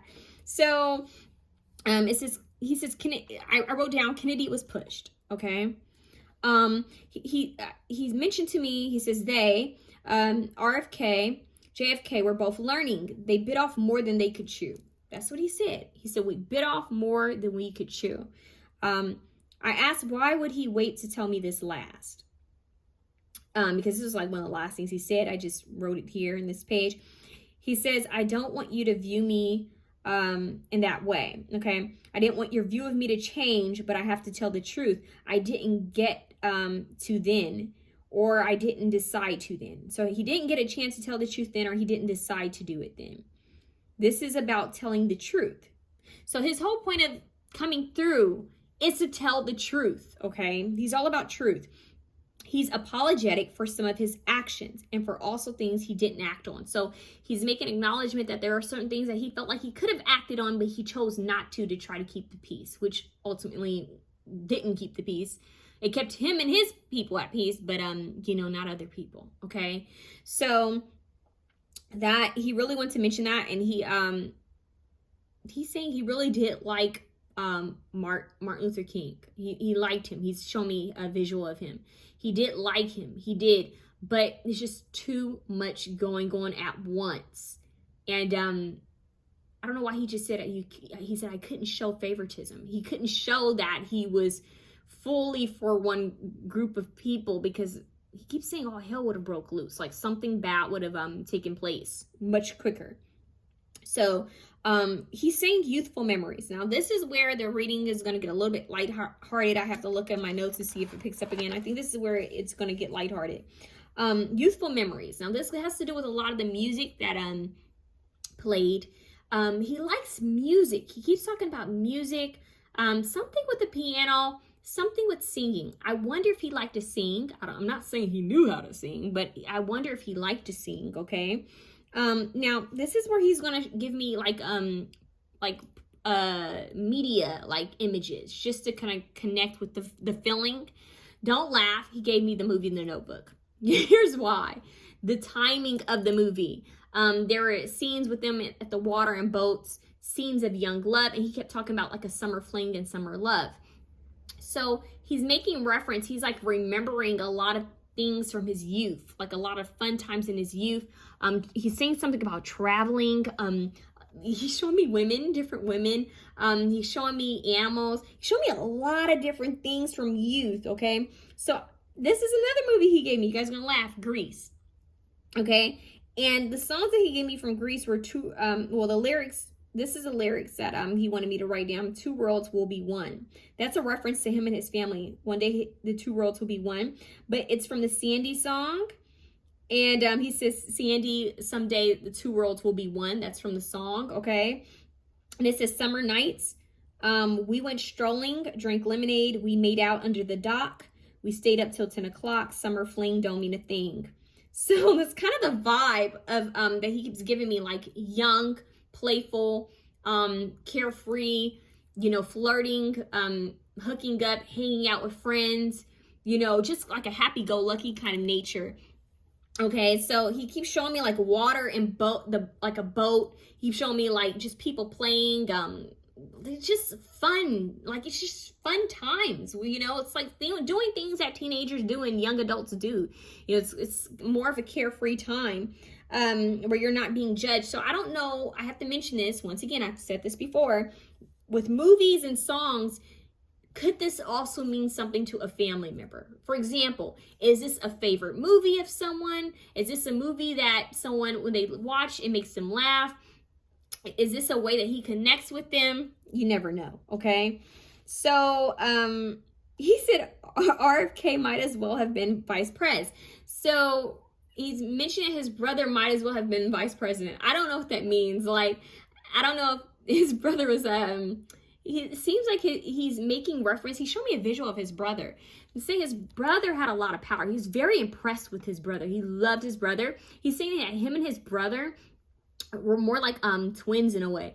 So I don't know the age gap there, but he's saying, thank you. He's reminding me. I had a vision of them very old, and I know this is crazy because obviously they didn't live to be that old. He showed me a vision of them old, like in a senior citizen home sitting together. He had hopes that they would have just grown old together. That's like wishful thinking. That they would still be up to trouble together. That's what I just heard, up to trouble together. Yeah. So he and his brother are very close. I'm hearing like really close. just their connection. They were very much soulmates. I don't, you know, we all have like different soulmates. Some people have strong connections with certain family members, and that was a soulmate. He's also making reference to a sister, a certain sister. I think they had, if I'm not mistaken, they had a lot of siblings, or like a lot of them. I don't know how many, but there's a sister that he's making reference to strongly, that he also felt like he had a strong soulmate connection with her, like just a stronger bond. So I don't know if these are people around his age. You know, sometimes when there's a big family, people are closer to people that are closer to their age. But he's making reference to that. Okay. He says the government media outlets were infiltrated with racist and racism. Okay, that was like a random message, okay? But these youthful memories, these summer memories, he really likes. That's what brings him peace. Those are some of his favorite memories, are family and friends, just laid back. The part of him that he showed me is not what we see. It really, it's almost like a front. It's like, you know, the president that we see, that, yes, that was him. That's the side of him that wanted to fight to make the world better, which is beautiful. But he said the true him was him that wasn't in a suit. The true him was him with his, he's seen his dogs and his family. That's the true him. Him with children. That's the true him. He wanted more kids. He keeps talking about he wanted more kids, okay? He cares about kids. He keeps showing me a bunch of children. So this could also be like nieces and nephews. Yeah. And look, now you know the truth. It's crazy. I would turn right back on that. Now you know the truth. Yeah. So another reason why I think he came through to me, you guys, and this is more like in my opinion. I had, you know, there was a lot going on with Marilyn Monroe. Let's just get to it. There was a lot going on with Marilyn Monroe, this whole Kim K thing with her, you know, dressing like her. Of course, it made a lot of us be like, really? And the dress, ironically, is the dress that Marilyn wore when she sung Happy Birthday. Look, I'm tongue-tied. Happy Birthday to President Kennedy. And, you know, it's a historical dress. It's a dress that should be in a museum. But anyways, her energy, when we talk about different people like that, even when they're passed away, it makes their energy more powerful. So I was thinking, if anything, I would have ended up channeling her. And that didn't happen this time. It was fully him. And the reason why I think he also came through is I watched his documentary. Since her energy was kind of, you know, heavy, I said, you know what? There's this documentary I wanted to watch on her that I had been putting off because I knew it was going to be sad. I watched it. The way they left it was kind of eerie, okay? They kind of left it kind of like, did the Kennedys have something to do with her not, you know, being here? And I just found it sickening. I found the documentary to be good. It was deep, but you know, the way they left it was kind of like, whoa, that wasn't cool. You know, because it really painted, you know, the Kennedys to be, you know, a little questionable. And it really had me sitting there. I was like, wow, like this is a president that we were taught was a good guy, you know? Even though I didn't know too much about him, we were taught that he was one of the good ones, you know? And what I mean by that is he cared about Black people. He cared about people of color.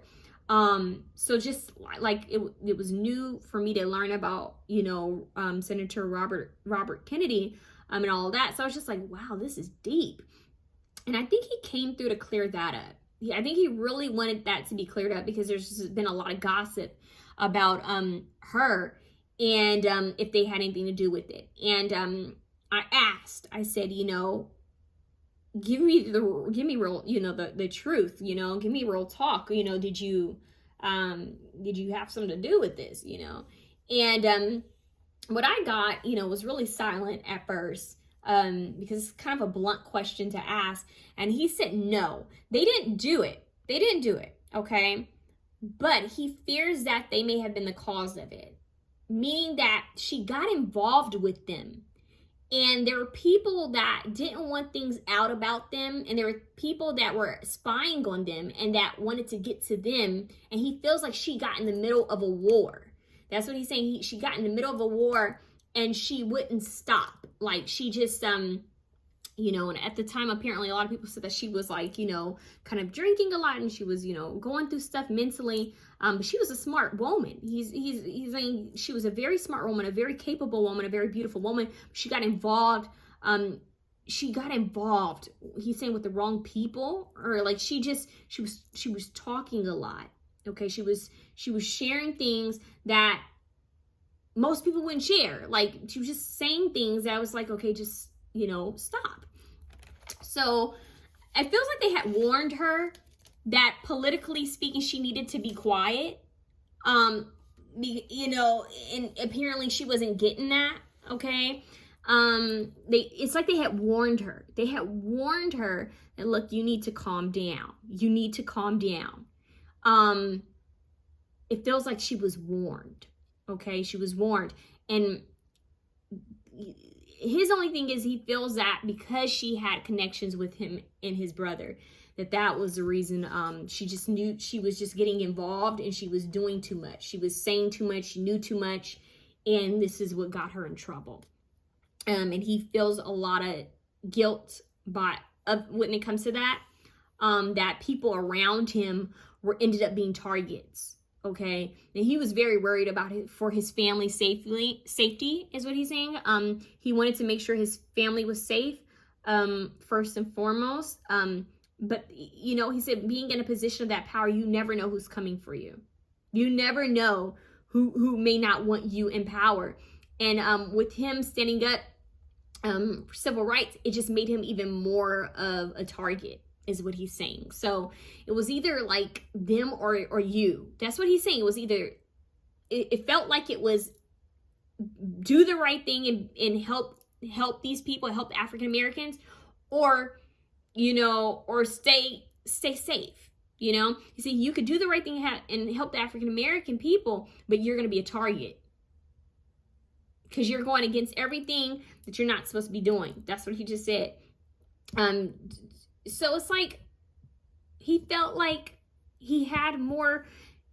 when he originally wanted to be president, that he would have had more power, that he would have had more power to change things without any pushback. He didn't realize how much pushback he and his brother would have had. He didn't realize that he couldn't just go in there and change anything the way he wanted to, that there were still other people that had power. He didn't realize that. Like, he didn't realize that he was going to be pushed that much.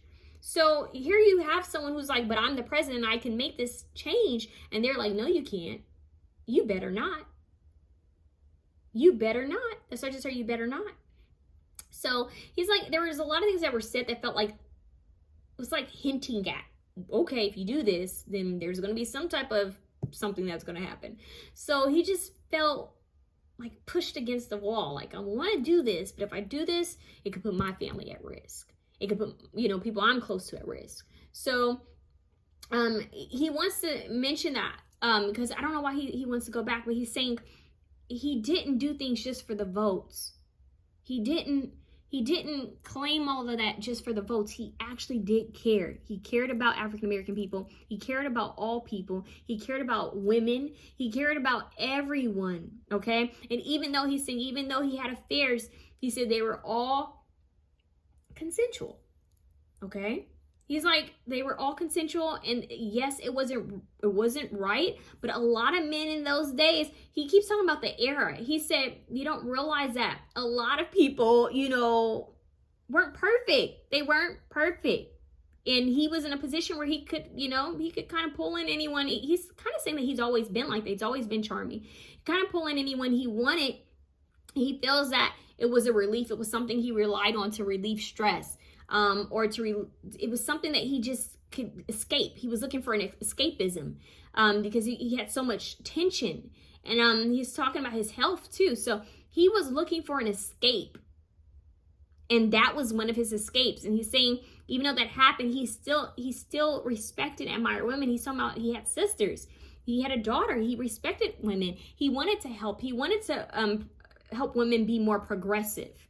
He was for that. So he's like, he's saying, I've heard this before. It's like, I wasn't the best husband. Doesn't mean that I wasn't a good man. So it's kind of like, just because someone wasn't a good husband doesn't mean that they weren't a good person, right? Everyone has their imperfections, and his imperfection was that, all right? And the fact that he was like, we could have been quicker on I'm hearing getting accustomed to the ways that were, it's weird he's saying the ways that were happening. Like, he feels like him and his brother could have gotten accustomed more to what was going on. He felt like that he wishes that they had been more progressive, more on top of things, but he said we already were. So he's being a perfectionist. They were already on top of things, but he feels like he would have gotten, like, had a better view on what was happening, so that he could have helped better in the amount of time that he had. So he's saying that within his amount of time he was president, he wished he could have done more. And that's crazy because he did a lot.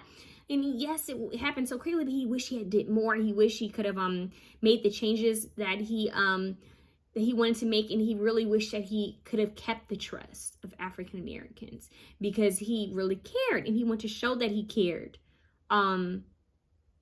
There was more that he was going to do, and he's saying it wasn't only for African Americans. So may have been another culture that he wanted to kind of do something for, or maybe another country. There's something that he hadn't planned that it was just like not happening. Okay, a lot of his plans, even though he's saying he believed in present thinking, the present creates your future, he wanted to change so much that it was like they thought he was crazy. Okay, like, you're not, who do you think you are coming here and doing this? And his response is, the president, exactly what I've been elected to do. You know, I am here to create change. And the message was changes by our means. Like, you can only change what we say you can change. And he's like, but I'm the president. And they're like, and. So I don't know who this is, but he just felt like there was a lot of push, and it frustrated him. He's still frustrated by it. It's like, why?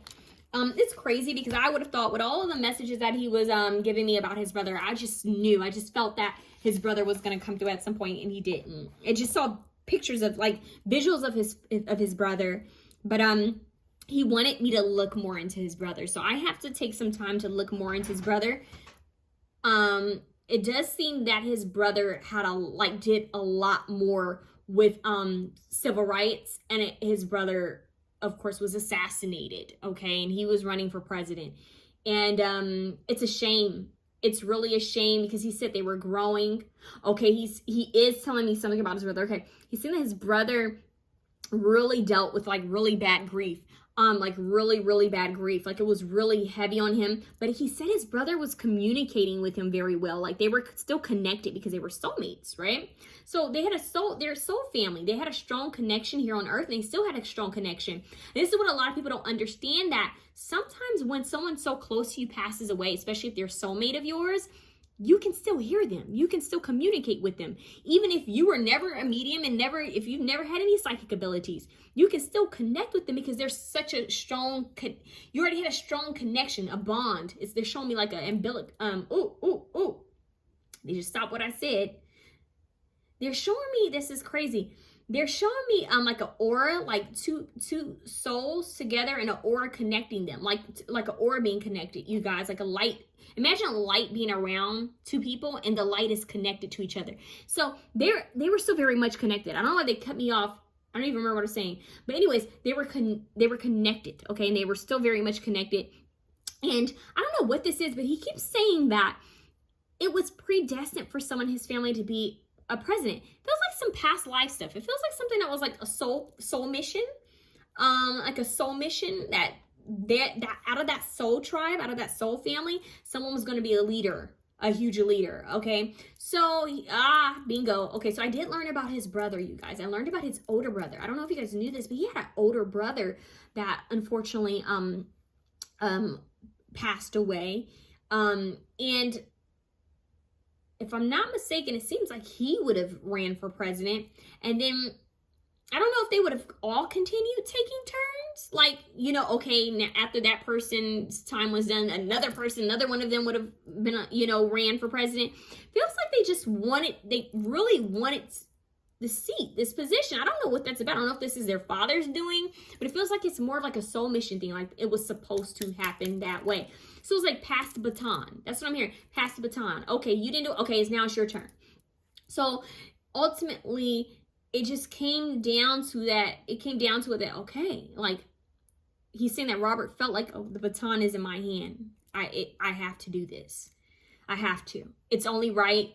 It's what he would have wanted. That's what I'm getting. It's what he would have wanted. I have to do this. It's only right.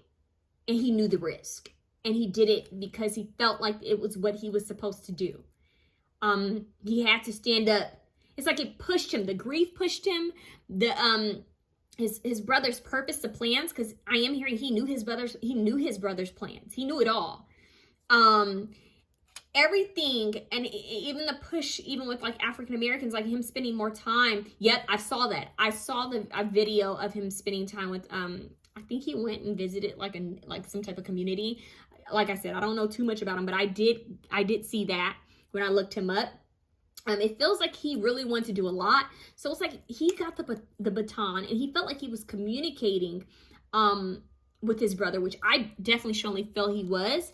And that's what President Kennedy is saying. He's like, he was communicating with him. They were in strong communication, that he felt guided to do this.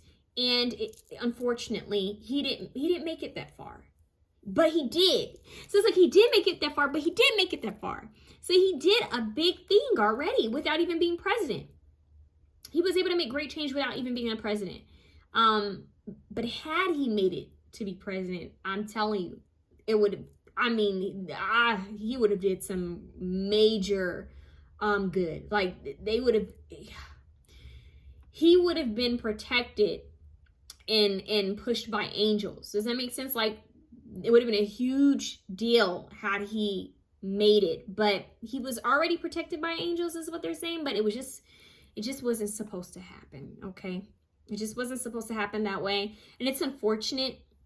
It does feel like both of these men may try to reincarnate, is what I'm hearing. Okay, but it feels like President Kennedy has taken a role of being a mentor, a leader in the higher realms, like a guide for other world leaders until he decides, or until, I don't know how this works with God and, with Source and other guides, but it feels like until he decides to come back again, he's going to be kind of like a guide, okay? Like a mentor, leader, communicating with other people who may end up, doing something big for the world. And it doesn't always have to be someone trying to be the president. It could be someone who wants to help, in their community. He cares about people doing good for others, doing good for each other. And of course, he's still watching over his family, is what he's saying to me. Okay, but there's just such a strong pull on his daughter.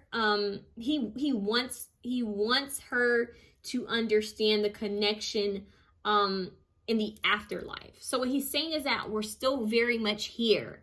We're not history. We're not just history. We're not just something that's old and gone. We're still here. And I pray for you guys, because I know I've been tongue-tied in this reading. I've been all over the place, and I may have rambled too much in the beginning. But what I'm praying that his daughter and that his family members can somehow receive such a strong, vivid dream of him and his brother that they know that they are still with them. I pray that, they feel their presence. I feel that they get so many signs that they can't shrug it off. I hope she feels his presence and knows that he's watching over her and that he's with her and that he's never left her side. I just strongly pray that he gives them a sign that he's still there, okay? Because when you grieve someone, sometimes all you want to know is, are they okay? Can they hear you? And even though it's been years, that's still a parent, And I pray that she receives that sign from him, okay? And there's something about dogs. He just keeps showing me dogs with her. Maybe he sends a dog to her or something like that. There's something about communicating with dogs. But he's watching over them. He's still very much with them. And I pray that he just like gives them a bunch of signs back to back where they can't doubt it. It's like, okay, we know that that's him. I'm just praying, because it feels like he so badly wants to communicate. And I don't know what their beliefs are. I don't know if they're open to anything like this. Most people aren't. I was brought up Christian. I totally understand. But when you start seeing hints and clues back to back, you can't doubt it. You can't knock it. God is real, angels are real, and we don't die. Like physically we leave this earth, but our souls never die, and he's still there, and he still communicates. Okay, and he can still show up in visions and dreams, and he can still share things with them. So okay, he's saying spirit sees all, the higher realm see all. Like they're still very much around. Okay, so I'm just want to make sure that I said everything, because that was just like a lot.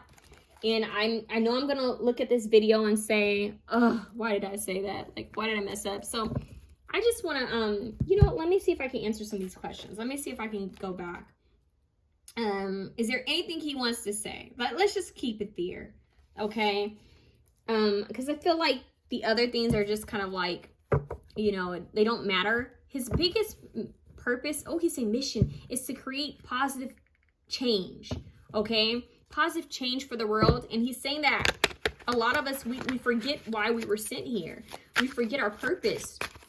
We get focused on other things and sadness and anger. He said none of that matters. He said, of course you have to, you know, embrace the human experience. That's what he said. Embrace this experience as being a human being. He said, but you have to remember that you are a soul being. And when your time is up, it's up, and you go back to your creator. And he's saying he wants people to pray for him. He wants people to pray for him and his brother and his family. They've been through so much. He's saying pray for them. Send them love, less judgment and more love. Like, you know, he was human. He made a lot of mistakes. And when you're in power, you know, those mistakes are kind of, you know, just the light is shined on them more than others. And he's also saying that and a lot of it has been done to take away the good that they did, to kind of ruin their image, is what he's saying. So he's mentioning that he had just a lot of family, a lot of siblings, he's saying a lot of like great nieces, great nephews. He has a lot of family. Okay, so it's just a lot. He wants them to do good. He's saying he wants them to be with the people. And what he's saying is like, actually be with the people. You want to learn about people, you want to create change, go be with the people. Be hands-on. He wants them to get a hands-on approach. Like, go spend time in communities with people. Go actually be with them. Go understand, you know. Go spend time with people. People who are different from you. And he's saying that to all of us. You want to know someone's struggle? Go spend time with them. Go spend. I don't know why he's showing me like someone eating at a table with a bunch of people. It's like, go have dinner with them. Go get to know them. Go understand them. That's how we're gonna work. That we need to understand each other. We need to learn. You know, knowledge is power, is what he's saying. You'll realize we have a lot more in common if we spend more time with each other. Yeah, judgment. That's a rebirth. That's Archangel Gabriel. I actually got this deck specifically for him, believe it or not, you guys. I felt his energy, and this deck is like a kind of like a little a little hit not like old cartoons, and just with some of the energy he was giving me with media, it made me think of that. Yeah, because it was something with like, he showed me like Steamboat Willie, like Mickey. He showed me different things like Betty Boop and stuff like that, like old, like stuff that was like kind of old, just to give me an idea of the feeling. I don't know why. Anyways, this deck, I brought it because of the energy that he kept giving me. All right, so we have rebirth, Archangel Gabriel here, and this is a lot like in the Bible, Revelations, right? So it's like a rebirth, a judgment call, a final judgment will be made.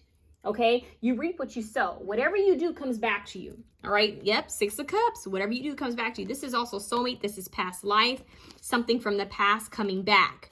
So I feel like this is him coming back. He gives me like a judge energy, like he's a judge.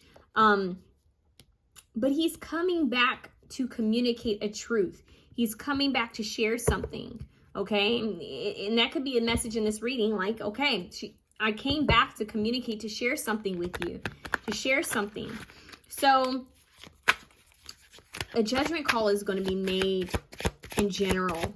Okay, you reap what you sow. Help others. This is community. Help others. Look at this card. Give back to others. A lot of this has to do with past lives too. Okay, and once again, he could come back again. What's crazy is that, you guys, his birthday. Wait, let me look. Where did I think I wrote it down? Did I write down his birthday? Hold on. His birthday is May 29th, you guys. So I don't know if that holds any power, but May 29th. He's talking about a soulmate relationship. Once again, partnership. 2 of Cups. So he wants people to partner up, to help each other, create change together. Can you imagine if everyone stood up together? Look, temperance, healing. That's another angel. He's working strongly with angels, you guys. So I wouldn't be shocked if he starts going to like other mediums, other psychics, or if people just start feeling his presence, like people in power start feeling his presence, feeling called to learn about him more, to look him up, you know, to research him, because it feels like he's trying to help heal a community. He's all about community right now. I don't know if I said this in the first video, but it feels like I did. You don't have to be president to create significant change. So it's like you can make significant change within your own community. And that's what he wants to kind of shed the light on. Like you can help heal your community. Don't think that you can't. Don't think that you can't. You can. Get rid of the boundaries. Get rid of this limited thinking. And he said that's the problem. He said a lot of people feel like their hands are tied. They feel that they can't do anything. And they can. Okay. He cares about the earth. He showed me the water and the sun. Water, the earth, and the sun. And how this looks like a drought. The judgment card usually shows... That's crazy. The judgment card usually shows water, like people in boats and water. And this could have to do with climate change, you guys. He could be really worried about climate change, wanting people to stand up for climate change. It's crazy because I actually just did like a assignment about, the sun. The Page of Cups, climate change. Yeah. So, helping the environment is what's coming through. Helping the environment. Okay. Killing the earth. That's what he just said. Whoa, killing the earth. Give me one card, please. So we need to focus on healing the environment, helping each other. Something about our foods and water. He's talking about he's saying something about whoa, he's showing me like visuals real quick. You guys, it's crazy. Okay, so it's like chemicals and water and food. And he's also showing me like bees. Like is it pollinating? He's showing me something like, he's showing me like a visual, like he's showing like glimpses, like think of like what are those old shucks, do you guys remember those old toys where you would put them up to your eyes and you would flip it and you would see scenes? Oh, it's like an old movie scene. You know how like the old film rolls would like clip, you could kind of see it, like Steamboat Willie. That's, they show me like a what is that called, you guys? Like when the film roll, you could kind of see it flip. It wasn't as clear. The editing wasn't as clear. He showed me like different scenes go by like that. And he showed me like the environment. Like we need to really focus on helping the environment. We need to focus on helping each other. This is something that he's saying he would have worked on. Yeah, he would have worked with different communities on this. About property and land. Knight of Wands. Yeah, he would have been on his way. That would have been a very strong passion of his, is helping the earth. Yeah, look at this. He would have worked really hard on that. He's saying we need to work on like planting trees, making sure that we have air. He's saying to make sure we have a healthy air. It's like he's shaking his head. Like there's so much that we have to work on. Look, he would have been all over it. The Chariot. That's success. He's making a judgment call on this. He's like, we need to do something because there's the unknown. He's like, there's a lot that we're not seeing that we need to handle that he sees because he's on the other side. Yeah, happy squirrel. Yeah, so it's like help the environment. He actually would have had a lot of different things in place right now to help the environment is what he's saying. He's making reference to, you guys remember, what was that called when Michelle Obama had like the healthy eating in schools? Remember when she would go, weren't they doing like dancing and working out and healthy, like, he liked that. He liked that approach, and he's saying he would have did something, he's saying his wife would have did something like that. So he's saying, he really likes them. He says, of course, you know, that doesn't mean that they would have done the same things, but he's saying that he does like what they did. And he was, like I mentioned in the other video, I keep getting that he was with them or protecting them. Yeah. So he would have done something, but with like climate change in that way. Like, how can you help the earth? He would have did something like with schools, like wanting them to have like some type of organization where they plant, like teaching them like how to replant things, recycle, take care of the ocean. I don't know why he just said marine biology.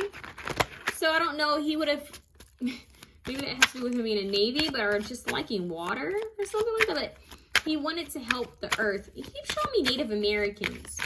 I don't know if he would have been doing something to help different tribes, which we really haven't seen a president do before. So I don't know if that was something else he had listed. But clean water. Michigan. He said everyone deserves clean water. The world. He would have teamed up with other countries.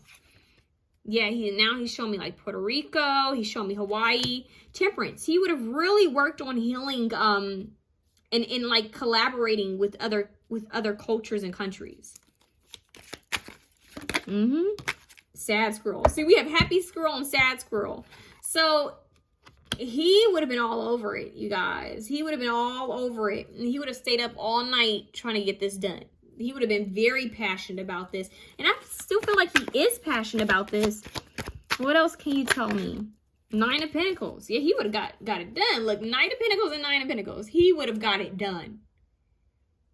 I just heard no pussyfooting. What does that mean? Does that mean like no lollygag? Oh, yeah, he mentioned earlier. What is it?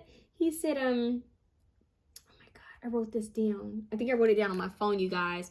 He said, when he was young, he would kind of like, what is it? Dilly daddle or something like that. He used some like diddy daddling or something like dilly daddling. It's some kind of term for like, just like not paying attention. He said when he was young, he knew what he was going to do, but he wasn't quite sure because there were other things that he wanted to do.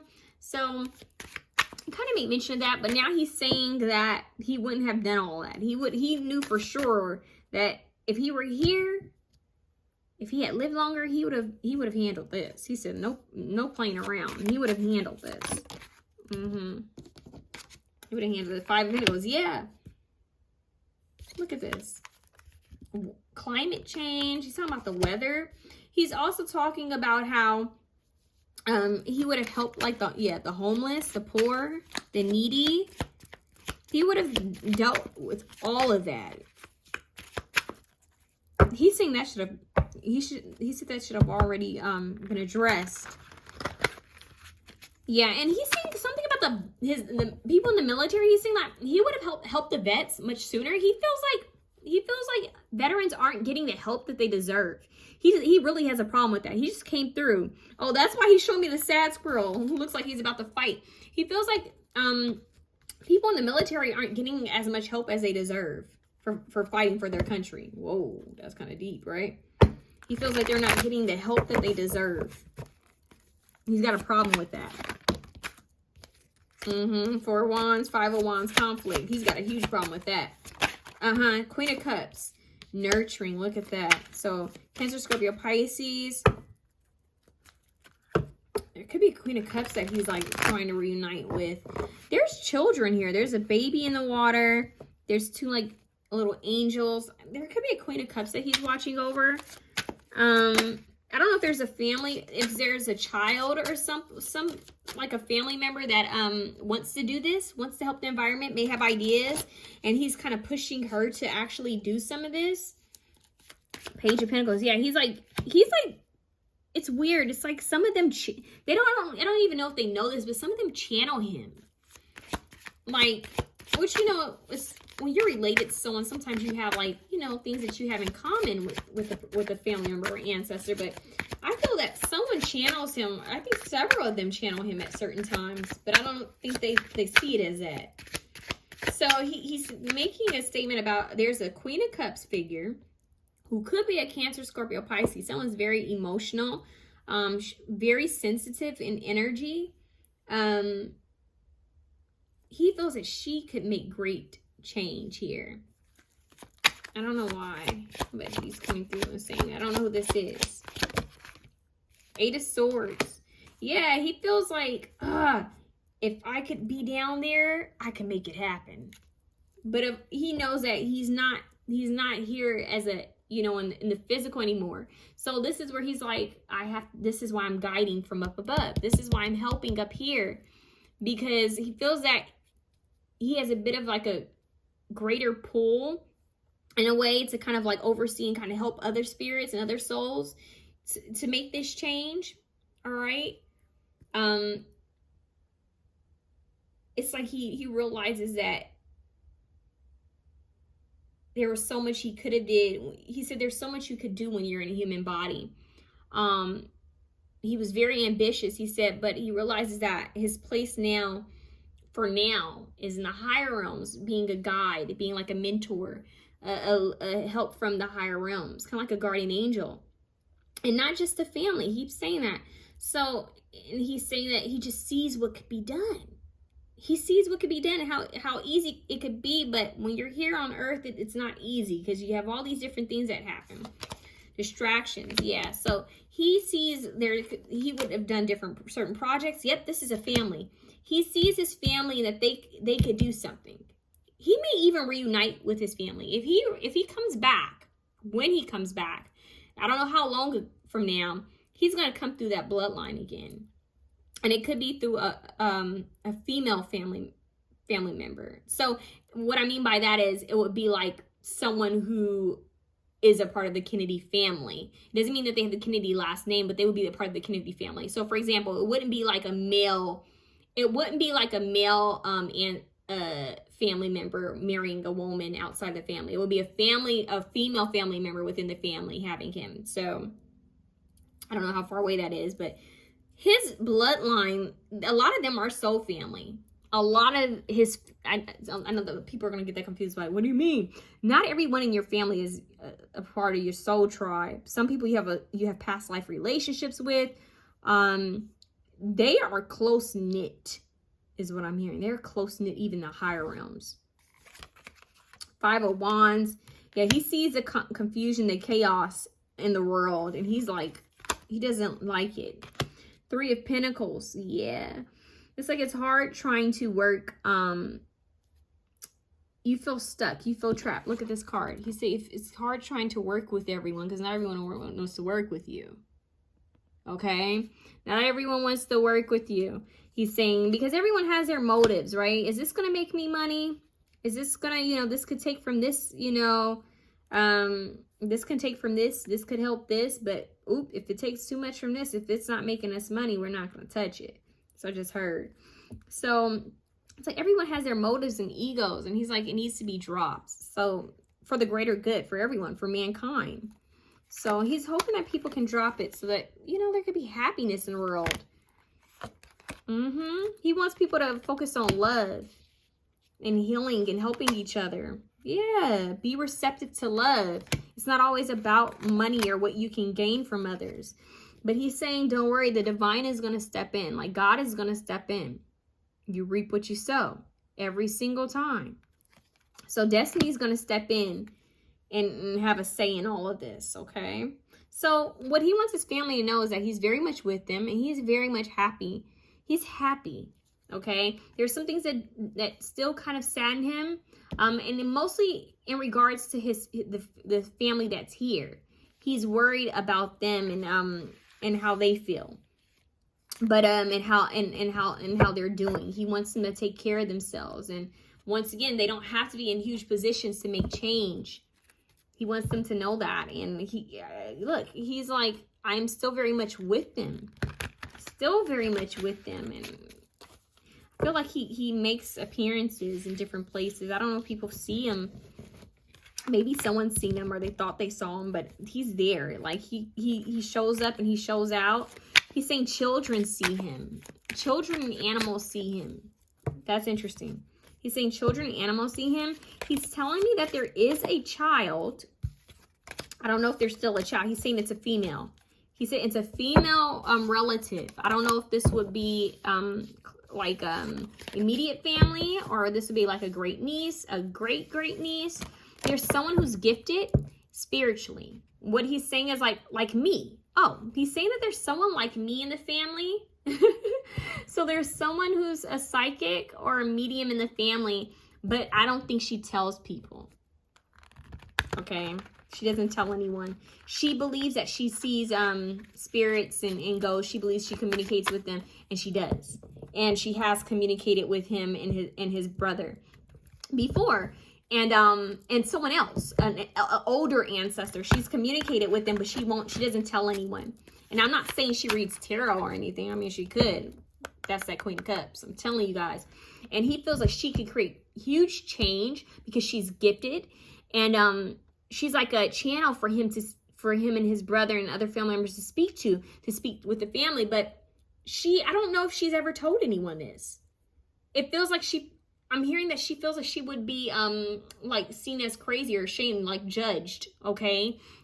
And it feels like she hasn't told anyone this. So I don't know if this is like someone who would be older now, or if this is like someone young. But and he's saying there's also a certain male in the family that is doing what him and his brother would have done. And has also received channel like messages from them. And I don't know if he would see it as that, but he has received channel messages from them. Okay. He showed me a picture of John, his son. He showed me John F. Kennedy Jr. He's showing me a picture of him. I don't know. He's just showing me him. That's all. He said he was a star. So he was very proud of his boy. He said like most men are. He's very proud of his son. Very proud. He's saying there's some things that, it don't make sense, but everything has his reason. That's what he's saying. It doesn't make sense, but everything has his reason. And he's just very proud. He's saying that he loved his wife. I know a lot happened, but he loved his wife. He respected her because of how she handled things and all she went through, and the way she raised their children. And he just feels that had she been here in like this time frame, say if they had been in presidency in this time frame, she would have been more active. She would have been more vocal because it would have been a different era. It would have been a different time frame, and she would have created even more change. Like he's giving a lot of respect to her with the way she handled things. Like who could have handled it like her, right? So I love that. I love that. Okay, what do you want to say? Death. Yeah, there we go. That's him. He's very much acknowledges that he's still on the other side. Like he has not reincarnated. That it's change. There's always an ending and a beginning. He's very much with her. Protection. Yes. That's his role. He's a protector. He's a protector. He doesn't want people to be afraid. He said, don't live a life of fear. Be brave. The mystery truth. Look, I said it. I said this is why he's coming back. Even though with all that rambling, the reason why he communicated, the reason why he wants me to do this video is to share the truth. Okay? Let go of the things that don't serve you. Let go of the past. Let go of the anger. How can we help now? How can we be present for each other? How can we help? How can we create a better future? A better future comes with being in action now in the present. Actually doing things. Not just thinking it, but actually acting on it. Integrity is what he's just said. He had the butterfly beauty. How can we transform the world? See the beauty of life while you're here. Yep, this is why he's communicating. I'm telling you. Look, death, communication. That's exactly what he's doing right now. He says, look, how can we help each other? Help me help you. We have I think this is the novice. Innocence, beginner, ignorance. See, we talked about ignorance. New skill without practice. And unstable curiosity. Okay. So he's like telling people it doesn't matter He's protecting everyone. He's protecting everyone who has an idea, the feel of, I want to help. I'm hearing, I want to help. I want to help the world in some type of way. I don't know how. He hears that. He's there for it. What I mean by that is he loves to see the youth have like passion to change the world. He loves to see it. He's showing me, oh my God, what is her name? Oh my goodness, why am I missing her name right now? The young lady who was who spoke up about women's rights, and she was, oh, what is her name? He almost gave it to me. Starts with an M. She was shot. Michelle, what is her name? I can't remember the name. He showed me a visual of her. He loves to see the youth speaking up. He likes to see the youth speaking up. Look, gentleness, diplomacy. The deer. How can we help each other? Alchemy, justice, balance. Yeah, justice. Look at him. You see the old man here? It's like wisdom, sharing wisdom, the mystery. How can we help each other? How can we share wisdom? How can we understand? Yeah, birth, rebirth. See, he's saying there's going to be a rebirth here. I feel like he's going to be reborn at some point. But the point is, he's coming here to share a truth. He's coming here to communicate the mystery, what's hidden, to share the truth, to bring balance, to bring justice. He's saying he will receive justice. He has. And he's saying that there will be justice here on earth, a judgment call. The Grail Knight, romance, illusion, seeking the sacred. Okay? He's still working from the higher realms. Like I said, it just keeps coming through. Partnership. See? He's partnering up with the youth. He's partnering up with other people to help share the truth, to help the world. And I have to wonder about, I don't want to get all woo-woo on you guys. It's already woo-woo, because I know a lot of people could watch this that aren't really, that aren't really into the whole, like, past life thing and starseed thing. You're going to watch it because you're going to see JFK and you're going to wonder what she's going to say. You're going to come here and she's going to say that was him. You're going to come here and you're going to judge. You're going to say, okay, this person's crazy. They've lost their mind. They're doing this for attention. We got it. We get it. Okay. Nothing new in the book. We get it. But he's saying that there are some people that are going to come here and they're going to understand what I mean when I say that he had a higher mission, a higher purpose here, a higher calling. And a lot of it had to do with past lives. A lot of this had to do with his soul contract. He knew that he came here to create significant change, and he is not done. Because a lot of us are sitting here like earth angels. Okay? Earth angels, okay? Sitting here from higher realms to help create positive change. Okay, so we have thoughts, words, intellectual analysis. The wind fairy. Yeah, and he was a Gemini, if I'm not mistaken, May 29th. Yeah, Gemini. So that's air. So thoughts, words, intellectual analysis. So he's pushing people to learn more, right? Like, for example, I didn't know much about him at all, and I felt bad about it. But then I did my research. I learned about him. I still don't know a lot about him. I need to find a good book about him or something. And just learn. Anyone can learn. Anyone can pick up new wording. I'm hearing new knowledge. You can learn about different cultures. You can learn about different things that are happening across the world. He said we have all these devices, which is kind of what he told me in my old reading, that we have technology that he didn't have, that his generation didn't have.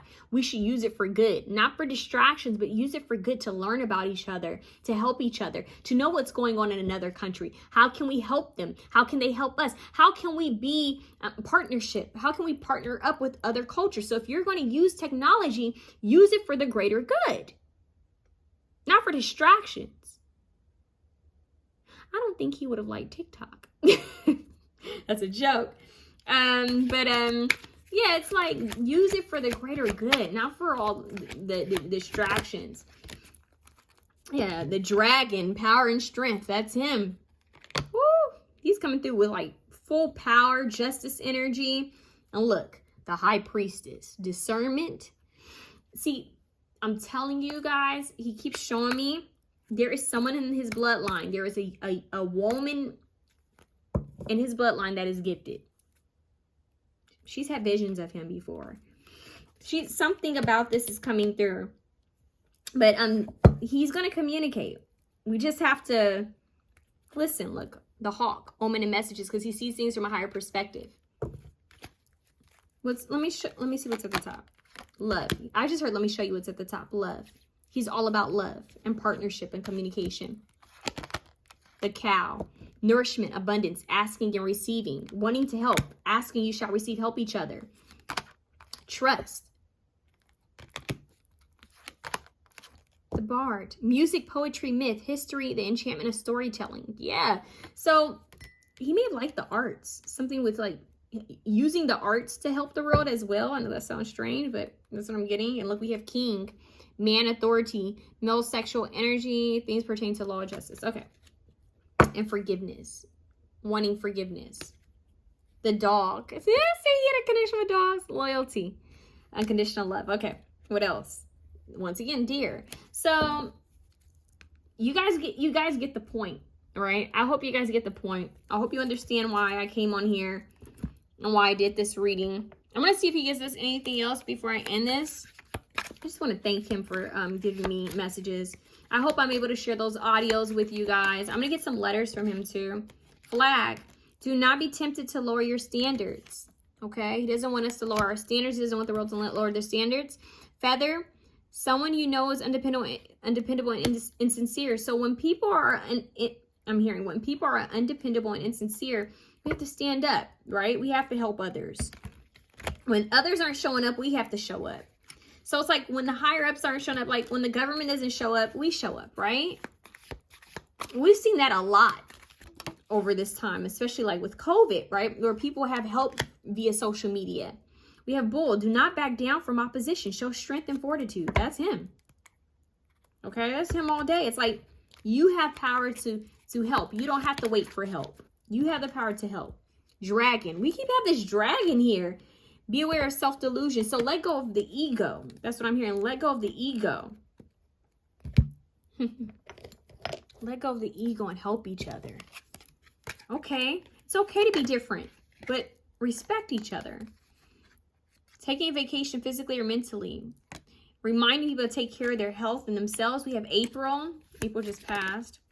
Maybe something significant could happen in April, or April could be meaningful for him. Flowers, happiness. He wants people to be happy. Oh, he's reminding me of the birds. It's crazy because I kept getting this song, I kept hearing Karimbe the Rays, Three Little Birds Sat on My Window. And I think that's a nod at Bob Marley's song. But then I went outside one day and I saw three birds on the telephone lines. And then a fourth one came. I thought that was kind of interesting. It was just like a little laugh. So I don't know if that means something. But, oh, that was way too many. Can I get one, please? He said, even if you, okay, look. So in the first video, I mentioned a John Mayer song, right? Waiting on the world to change, which he's not really fond of because he doesn't believe in waiting on the world to change. He feels like you should create that change. You need to make that change. Like we should be active in it. You don't wait for it. We have to all be active in this change.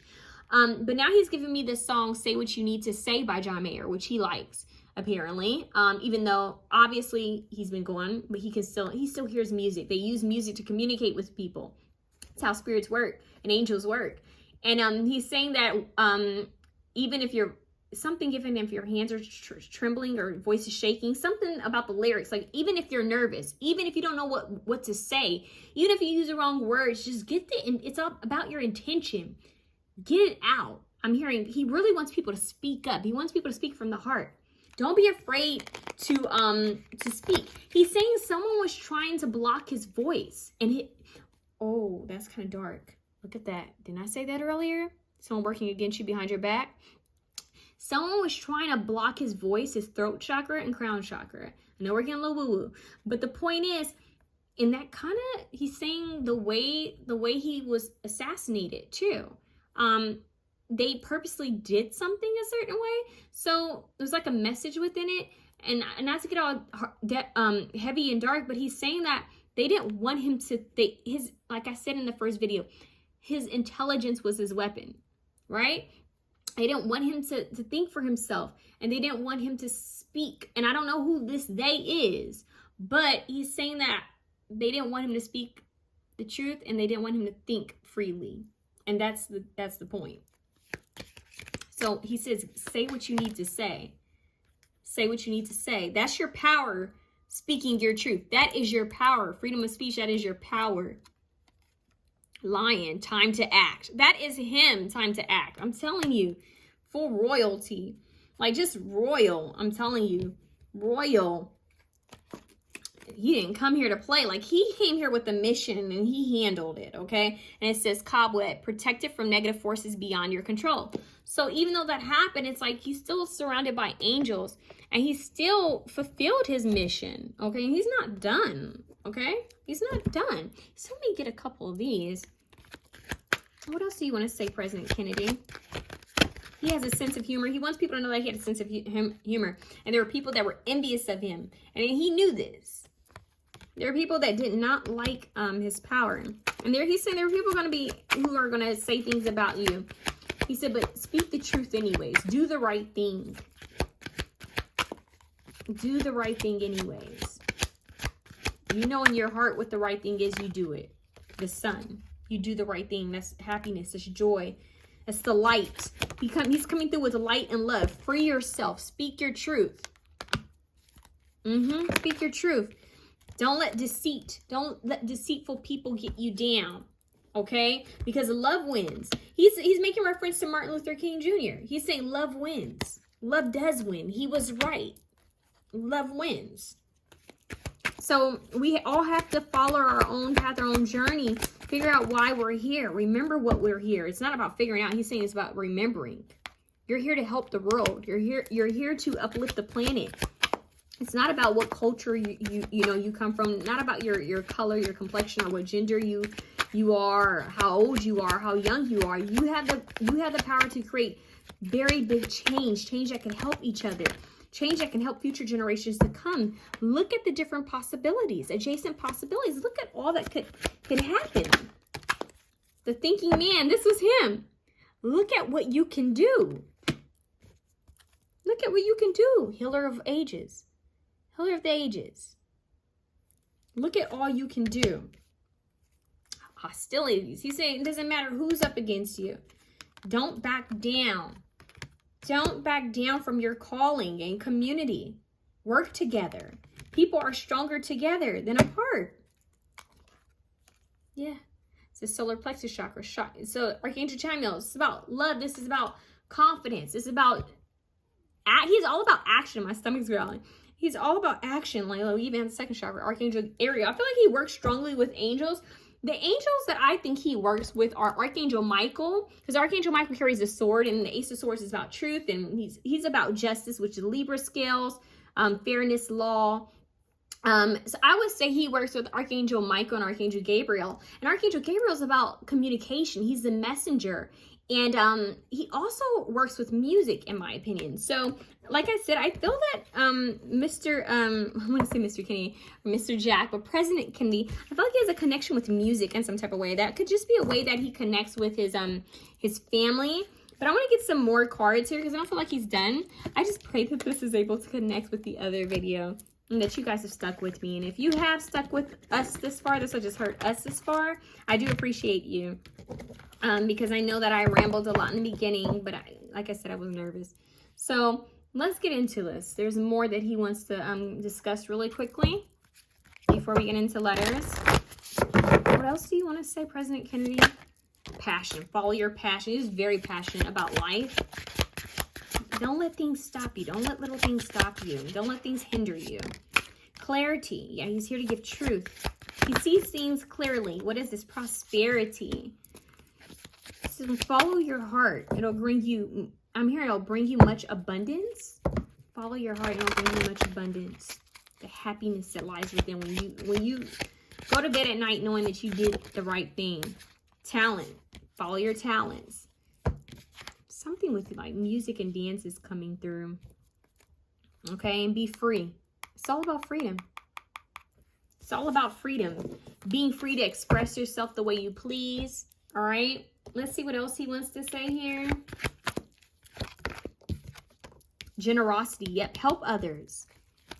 Help others. Nurture yourself, take care of yourself, and help others. So he's big on taking care of health. He keeps talking about self-love, self-care, and taking care of your well-being.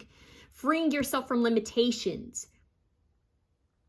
taking care of your well-being, pouring into your cup so that you can help others, right? Forgiveness. So he's like, I feel that one of his things on the other side is forgiving himself. And also, you know, I'm hearing wanting people to forgive him, forgiving himself. There's a bit of guilt here is what I'm feeling.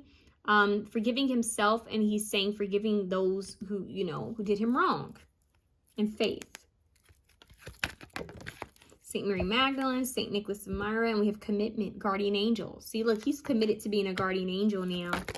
What is this? Peaceful. That's the Holy Spirit. We had a dove in the freedom card. So I feel like he's working very strongly with the Holy Spirit. Look, heaven is watching over you. Guardian angel. He's watching over any of the youth in his family for sure. I feel like everyone. Look, sign from above. Guardian angel. He's giving them signs. Oh my, I just heard, do you forgive me? It feels like he wants to talk to his daughter or something. Like he wants them to communicate, look deeper. He's trying to give them signs. What is this? Marriage. Wow, peaceful, Holy Spirit. So I'm hearing the Father, the Son, and the Holy Spirit. He feels more connected than ever. Obviously, he's in the higher realms. We have St. Catherine of Alexandria. So he's feeling, it's like he knows his purpose. He knows the meaning of life. We have healthful eating. Okay, so now we have Saint Raphael, the Archangel. So this is Archangel Raphael. So now we have Archangel Raphael coming out that he's working with, which is like eating healthy. Taking time to nurture yourself. I'm going to take this out. Look, move, action. Let me see, what else? Learning experience. He's saying life is a learning experience. He wants people to learn. Look at the dove. It's all about learning experiences. But look, we have all these guardian angels. Sweetness of life. Look at the animals. The deer. So embrace the sweetness of life. I feel like he's just connected. He feels very much in tune with, I'm hearing at peace with who he is as a soul being. Who you know, everything that's played out, yes, he has feelings about certain things, but he's like, he knows that it all happened for a reason. Stress management. So he wants people to take care of their health, their well-being, and believe in miracles. Christ, look at the world. Believe in miracles. Miracles are real. The stress management, that kind of makes me think of like healthful eating, something with his health and stress. Like those are things that he was working on while he was here. So he's telling us to take care of ourselves. Okay, and to forgive ourselves. So I'm getting that. Now let's get into the charms, because I feel like that might be all he wants to say. He's smiling. I'm actually seeing a vision of him smiling. He's quiet right now. Yeah, believe. I think these saints may mean something, guys. So look at the saints. I don't know too much about the saints, but you guys may feel called to look up the saints.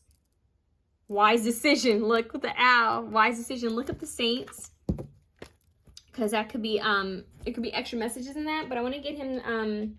Oh no, he's telling me to get some other messages from him. Whoa, so he's not done. He's saying he's enjoying this now. So at first he was more serious, but now he's just kind of like, it feels like a relief. Like, thank you. So I just heard, thank you. The best way to communicate with him, you guys, he's saying the best way to connect with his energy, to communicate with him, is by water. It's that simple, by water. And animals, like spend time by water, spending time with animals, family, community. That's the way he connects. Something about dolphins coming through. Dolphins. He's making reference to the video I did before. I don't know if I said that before. I don't know. What else? Psychic strength. It says shield, talisman, gold light. That's the sun energy. Shield. So he's helping to protect others. Protect yourselves. Protect your energy. I always tell you guys that. So like crosses. I'm working with like protective symbols.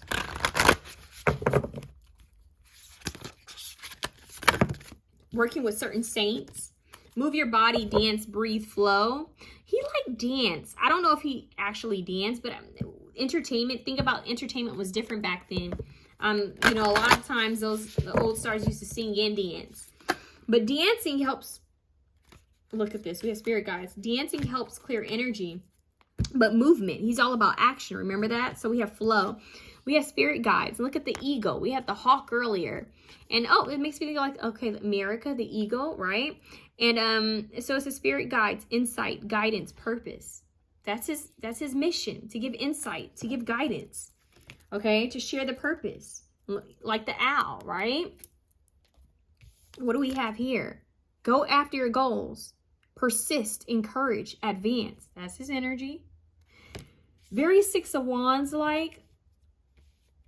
I'm hearing like go after what it is you want in life. Don't back down. He's telling me to get some tarot real quick. Four of Cups. Be open to receiving love. Look at the dolphin. That's crazy. Yeah, he's trying to communicate more with his family. Yeah, he just wants them to be open. Okay, be open to love. Be open. He wants everyone to be open to healing and to love, to understanding each other. Be more open. See things from other people's point of view. Page of Pentacles. Don't be afraid to learn new things. Yeah. He's protecting people. He's acting as a protector. King of Swords. It's him. Two of Swords. Yeah. He's just saying that there were certain things that he wished he could have done, but he just didn't know how to do it without, you know, causing drama. So he just keeps going back to that. He's free now. Seven of Cups, all the different options. He sees all the different things that can be done in the world. He sees it. There's an archangel here again, helping to heal the planet. Three of Wands. Look at the boat. He sees the potential of the future. He sees the potential of the future.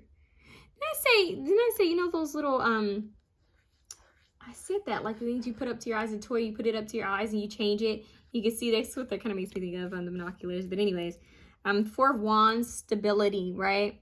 He wants to celebrate. I feel like he's celebrating in the afterlife. That's just a little messages about how he still kind of feels.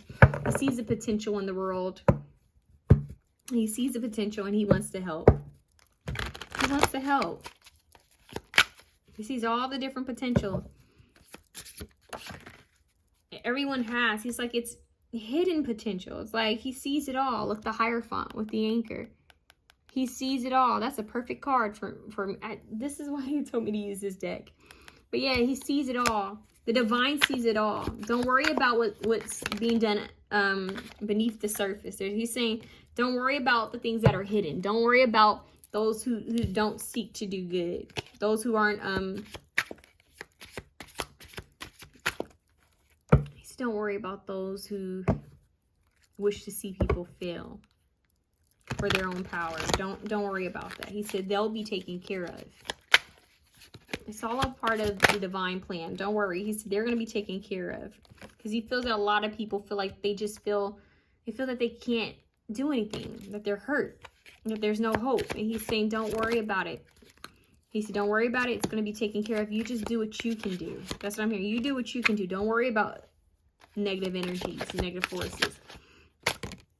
He said, there's much more good on the other side. You can't see it, but there's so many angels that are surrounding the world, is what he's saying. So they're surrounding the world. He's with a feminine energy right now, is what he's saying. He wants people to spend more time nurturing themselves, going within, and, you know, asking yourself, what do you believe in? Why are you here? What do you want? What type of change do you want to create while you're here? Death. Yeah, that's him. What type of change do you want to create while you're here? Because he's saying that he went through a very big change. He learned a lot while being on the other side. And he wants to give back resources. This looks like a medal. He wants to give back. He wants to give back. Okay? This is his way of giving back. What kind of guidance can I give you? Messages, right? He's like, what can I give you? Message in the water, bottle in the water. What can I give back? So he feels like his words, his messages, his wisdom is what he can give back. Ten of Cups, yeah, community, tribe. His work that he invested, his legacy, that's what he feels like he's giving back. He's trying to give more, though. Nine of Swords, that's why he's communicating. That's why he's reaching out, because he wants to give more. The Star, hope. He has hope for the future. He wants to give more. Yeah, he's protecting. He's fighting on the other side. He's helping. Yeah, he's helping to expose things, to expose the truth. Yep. He's trying to shed light. So, if you had any questions about where he stands on the light side, okay? Don't get it twisted. He stands for the light. Yeah, he stands for the light. Justice. He stands for justice and balance. Okay, so that's what he wants people to know. Now, look, be an open channel, mediumship, ancestor spirits. Boom. Don't judge what you don't know. Don't judge what you don't understand. That's kind of the point of this reading, right? Don't judge what you don't understand. He's saying that, okay, like what I said earlier, right? People, he's making knowledge to that. He's like nodding his head. He's saying people are going to come on here and they're going to judge you. He's like telling me that because he kind of gave me a little heads up because I didn't want to share this. I didn't want to come on here. And he was like, people are going to talk about you anyway. People are going to say things. Speak your truth. Be authentic. You know, speak your truth. Live in your authenticity. Come on here and speak your truth. Share. Look at this. Massage. Treat your body well. Massage. Meditate. Exercise. Sorry, guys. I need my glasses. He's very big on taking care of your well-being, okay? Health and well-being. Preserve yourself. Your well-being. Look, connect with past on loved ones. Sense, feel, reconnect. He's very big about that now. He may have not believed in any of that while he was here, but now he's like, oh, I wish people would just listen because we communicate. I'm here. We communicate. Okay, but it doesn't matter how people see you. You just speak your truth. You do what's right. Stand up for each other. Help each other. And listen, because your ancestors and guardian angels are helping you. Don't give up on life. Don't give up on each other. Don't give up on the world. What does he say? Never judge another. Bingo! What did I just say? That's for guidance. Never judge another. Release toxic relationships. Yeah. Let go of things that don't serve you. Spend time with people who love you, who appreciate you. Follow the golden rule. Do unto others as you would have them do unto you. That's what he just said. Your beliefs are right for you. Okay? Trust your heart. Take responsibility for your actions, right? Forgive yourself. He kept talking about that. Make each day count. Worry is a wasted emotion. See? What else? Give without expectation. That's like his message right there. That's the biggest message. Give without expectation. What else? You are here for a reason. We all have our purpose. We all have our mission. Live your bliss. Live a happy life. Spend it with those you love. And you are never alone. Don't relinquish your power. That's like a mic drop. Okay? I kind of want to... Can we get a little nosier? President Kennedy, I want to know, like, what's it like where you're at right now? What is going on? Dolphin baby. Lemurian origin, flow, timeless. See, timeless, adaptable, free. Take your time. Something about children and dolphins. And look, we have elder. It says spiritual mentoring. That's what he's doing. Equality, stability, wisdom, experience, counsels. See, he's very much in power even in the higher realms. Oh my goodness, I'm so happy I pulled from this deck. Cities of light. Telos, Adama, Inner Earth, Etheric Retreats, Family of Light. So we're all a part of this like family of light, higher consciousness, here to help the world, help uplift the planet. And now, I know a lot of people may not understand that, but we're all here to uplift the planet, okay? What else do you want to say, President Kennedy? Spirit of spring, freedom, action, power. That's all, like, freedom, action, power. And look at the bird. Yeah, and we have that power. Don't relinquish your power. And freedom and just everything. What is this? The tree of illumination, truth, revelations, and understanding. All about the truth, sharing the truth, spreading the truth. What's at the bottom? Returning home. transition, life between lifetimes, loving welcome. So he was welcomed with, I'm hearing, oh my God, no, he is not playing that. He says, so now I come to you with open arms. That's Journey, open arms. He said he was welcomed with open arms. So that could also be a song that he may give to someone, master number 44.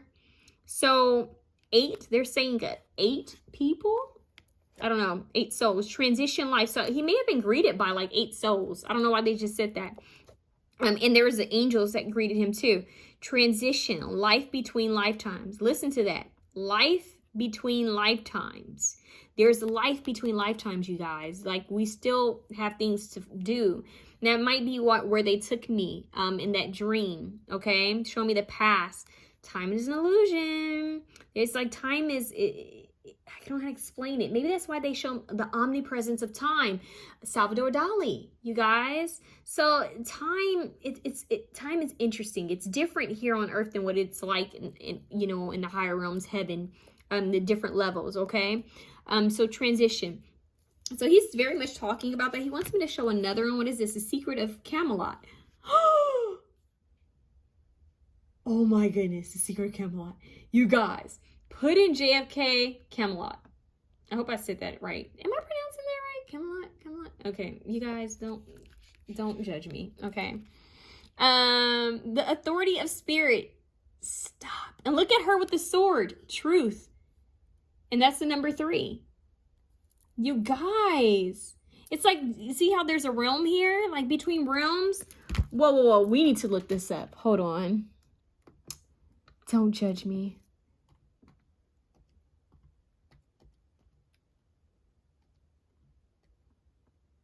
Let's see if we can find anything. I don't know if my internet's gonna work, but I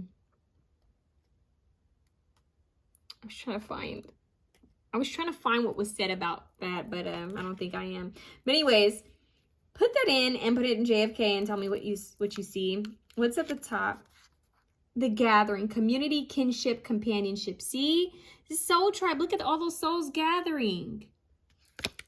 That's what's gonna happen. The gathering. That's master number 33. You cannot make that 44 and 33. Community, kinship. He wants people to gather while here on earth. Help each other. Okay, wait. It showed. Oh, it's loading, you guys. Hold on, you guys. I don't know how to pronounce that word. I hope I pronounced it right. Okay. The site of King Arthur's palace and court, a time, place, atmosphere. Okay.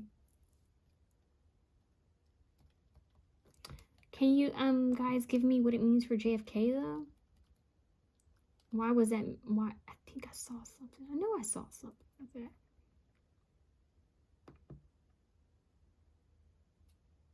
So something about that. Just look it up, okay? I don't know, because there's a lot on it, but let's split the deck. What do we have here? Look, that's like the same older man we had earlier. And one of the cards, it says magical tools, writing, star crafting, insight. 22. We had 44, 33, and 22. He's still like teaching. Something with automatic writing. That might be a way he connects with people, which is kind of like how he had me write things down. But anyways, writing. He wants people to write. Continue to pass on wisdom and knowledge to future generations to come. Yeah, he's protecting his family. He just told me that he's protecting his family. Kindred spirits, soul tribe. Look at that. Him coming to people to help. Spirit companions, guides, comfort. He's a guide. I keep getting that. We had that earlier. Go back. Guides, comfort. He's here to help people. He's here to comfort people and to help people. Okay? Like that's so deep. That's so cool of him to come back and help people. Like, wow. I feel like a kid in this one. I'm just like, wow, so cool.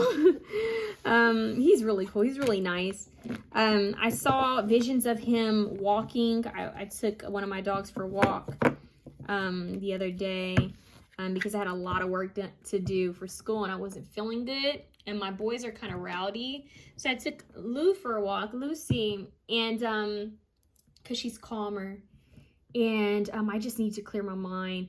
And I got a vision of him. And he was telling me that sometimes he missed the peace. he missed the peace of just not having a lot of people grab at him. He was telling me how he felt when he was, here on earth, especially in his last days. He's like, he wished that he had a little bit more peace, like internal peace. And he's a very like happy-go-lucky person, but he was very happy to be of service too. But he's saying he wished he had some more time for himself to just kind of like to really experience it, to be in that moment, to be in that present moment. Okay, he keeps talking about present moment. He wants people to be of service for others, but he likes being in nature, you guys. I'm telling you, the best way to communicate with his spirit, if for his family, especially if they want to connect with him, is prayer. Like, send him love in a prayer. Light a candle for him. Put some of his favorite food out. Just acknowledge his presence. I'm saying for his brother, and he's saying spend time in nature. Look at the earth. Look at what we live in. Look at how blessed we are. So connecting in nature. Look, this one to show up. The guitar or violin. Which one is that? I think that's the guitar. I think he likes music. JFK, President JFK, President John F. Kennedy. What do you want us to know? Get some charms. See if I can get anything. Peace. Look, the dog bone. See? Love dogs. Okay. Cross. I feel like very spiritual. There's a pig here. I don't know why there's a pig. We have the peace sign for peace. Is that a pig? I don't know what that is. We have a white rabbit. We have innocence. Children. I feel like he's with a child. We have a starfish. We have music notes. He communicates with music, flowers. 5775 we have here. What else do we have? We have a dolphin tail. We have an owl for wisdom. Christmas could... Oh, that song I got is Christmas. A Christmas song. Christmas could be significant. Most people remember Christmas. But like memories. We have the sun here. Bask in the light. Unicorn doing something different. Being unique. Being bold. We have the crown. Step in your power. Royalty. Ooh, what is this? Wish. Follow your heart. We have the sea turtle. A lot of ocean theme. Okay, we have the star. Shooting star. And we have a heart for love. What else do we have? We have a cross. Faith. Hope. What else do we have? We have another cross. This is like a Celtic energy. We have Virgo. And what does this say? Practical. Virgo is also the Virgin. We have Tiger's Eye for grounding, and we have a V for victory. And we have an angel wing. Yeah. Clear quartz, clarity. The moon. Dreams. He comes to people in their dreams.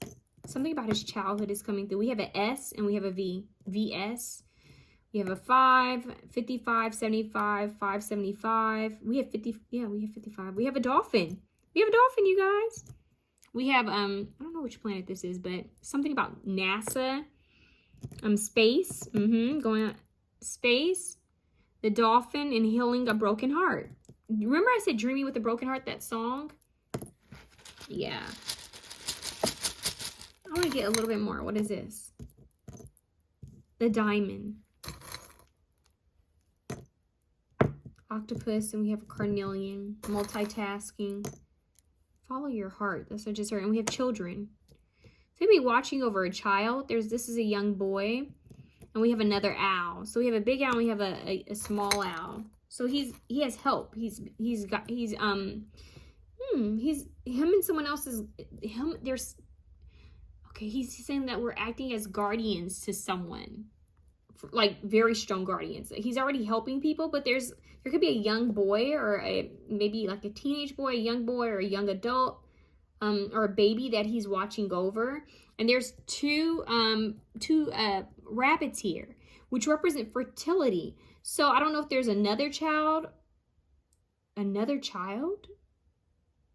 See, this is at 3, you guys. That's at 3. Remember I said I feel like he had another child. And I don't mean any disrespect, but I feel like he had another child. But something about children, watching over children. Okay, there's a child here. Let's get some letters. Okay. That's nice. And the sun is masculine energy too. So we had a lot of masculine energy come through.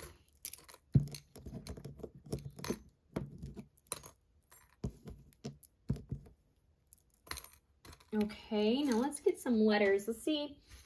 Now, if you guys go back and watch the first video, diet was there and war, which is interesting because we kept getting a lot with health.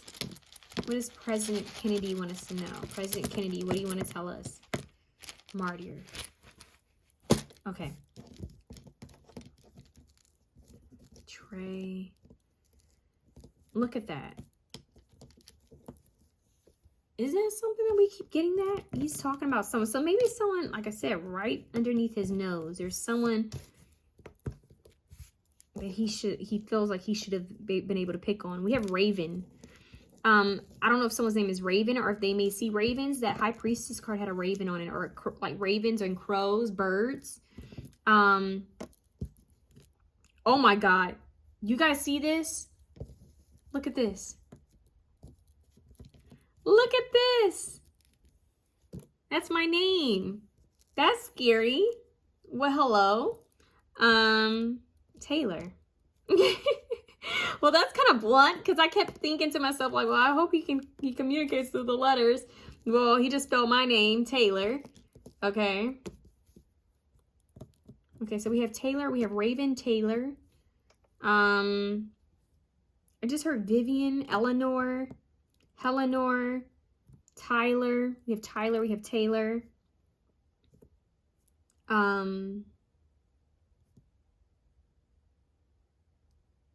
Let's see, what else can we get?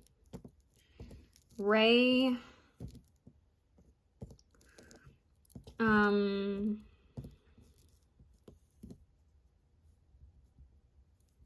I was getting loyal. Getting loyal. Ooh, that was a lot. Okay, what else?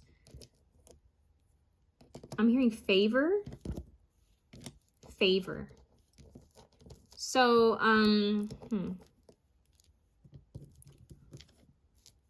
law. We have law, you guys. Law. Look at this. Lawyer. Lawyer. Law. Okay, law. Okay, let's see what else. Law, lawyer. Some of what I'm going to say we may not have all the letters for, but I'm just going to tell you what I get. We have faith. I'm getting faith. Have faith. He's like a spiritual lawyer, like a spiritual judge, an attorney. Like help. RV, something about an RV, something about a net. I just heard fishnet, net. I just heard network. We're all a part of like a network. Network. Yeah. Something about work. He's still helping. Know your worth is what I'm hearing. Know your worth. We have run.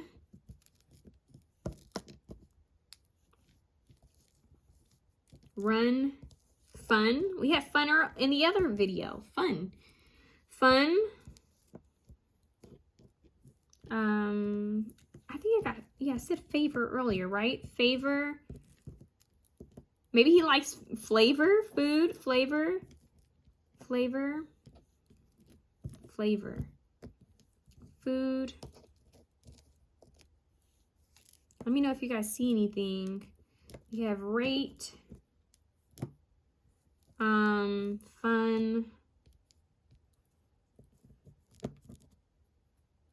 What else do we have here? Oh, you guys, look what we have. We have love. Love. That's a big message right there. We have love. We have year. So something happening in a year. A year. Year, love. We have water. Spending time by the water. Water. Love water. Love water. We have, let's see what else? I I'm getting Trinity. Trinity. We have fur. Fur. I think that's like animals. Uno. I don't know why I'm hearing Uno. Uno. Uno number 1. We do have 1 here. We have tire. Okay. What else do we have here? We have R. R. We have ear. So hearing, clairaudient, he may connect with a lot with music. Something about animals, because he just showed me like cattle. I don't know why he just showed me like cattle. We have weight. We have waiter. Waiter. Okay, let's see. I just heard Robert. Like we almost, the only thing we're missing is a B.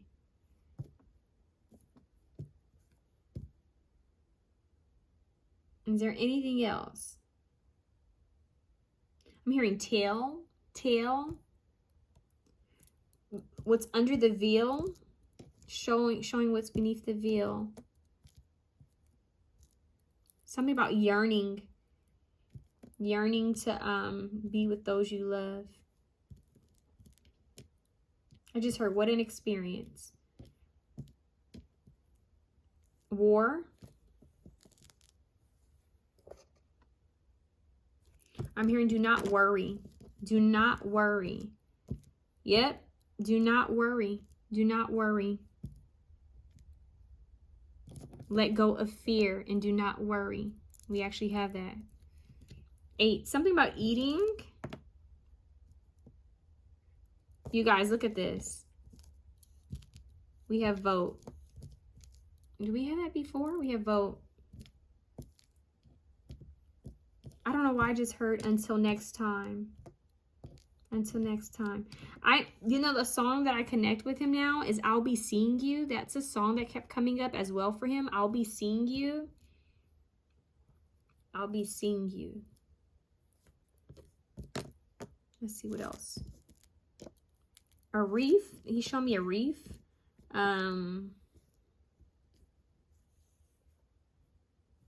Real. Be real. Unity. That's what he just said. Unity. Unity.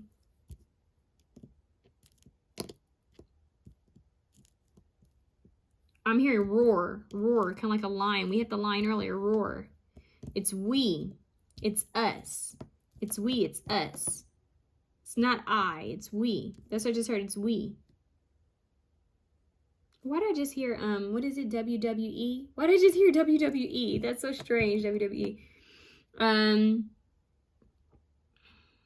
Wow. UF.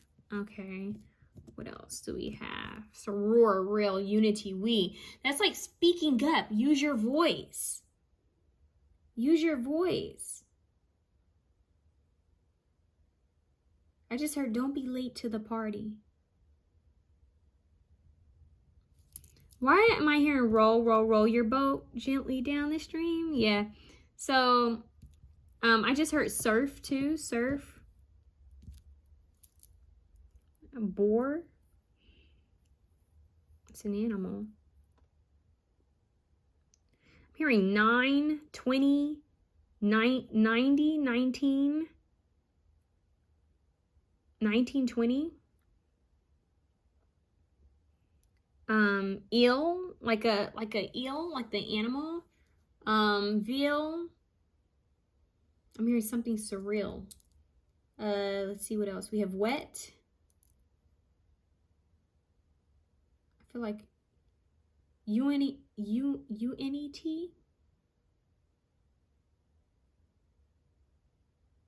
I don't know why I just heard that. Okay. UNICEF? UNICEF? I just heard ale, like ginger ale, like a drink. You show me like a soda pop. I just heard it like a snap, like a pop of a bottle cap. Soda pop. Yeah, we have 10. Something about a tongue twister. Something about the fall. We have roll.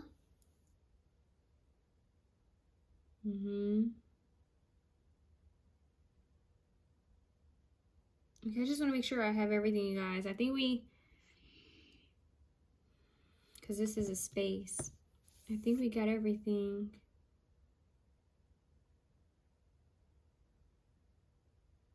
He just keeps saying it's we, it's unity, it's all of us. It's not about one person, it's about all of us. We're in it together. That's what I'm hearing. We're in it together, and it's about love, and it's about faith. It's about honesty, open communication, understanding each other, admitting when we're, I'm hearing admitting when we're ignorant to a certain subject, and be willing to learn, be willing to learn, and don't judge others for their lack of knowledge. It's about empowering each other, teaching each other. Okay? Uplifting each other, standing up for each other, being a leader, loving each other. I just keep hearing loving each other, loving each other. It's about the youth. He's saying it's about the youth as well. Teaching the youth. Okay, so you guys, this has been amazing. I want to thank President Kennedy for coming through. I want to thank his guides. I want to thank my guides for allowing this to happen. And I want to pray. I want us to send prayers of love and peace and protection for his family, and for the families of Dr. Martin Luther King Jr., for his brother Robert, Senator Robert, Kennedy, and even for Malcolm X and any other person that was involved in the civil rights movement. Any names I mentioned, let's send prayers of healing and love and light to them and their family. And they lived in some hard times, and I think everybody did the best they could do with what they could do. And I, no one's perfect, but let's just send them love and a thanks, because had they not taken the steps they had taken, the arguments, the disagreements even, and then the conversations that they had, if they hadn't had that, we wouldn't be where we are today. So everything they did, no matter how big or small, it did end up working out for the greater good. And so I just want us all to send them love, because even though they're in the higher realms, they still have a lot that they're going through and that they're learning and dealing with. So I think it's very important that we send them love and gratitude and wish them the best along their spiritual journey, and send everyone love each other, love on each other, and look at what you can do to uplift your community, is what I'm hearing. Your family. Start with your family, and then work your way out. How can you create significant change, okay, for the greater good? And love on yourself and love others, and let people know you love them. All right, and be good to each other, and most important, be good to yourself, be good to each other, and let people know you love them. I just keep hearing, let people know you love them, and speak your truth, speak up, and help each other. Yeah. So even though I did a lot of rambling, I hope that you guys, that you get inspired. Go look up a JFK quote, and read it through this week. Share it online, and see how you can help each other. All right, just be a helping hand, and have faith. Love you guys.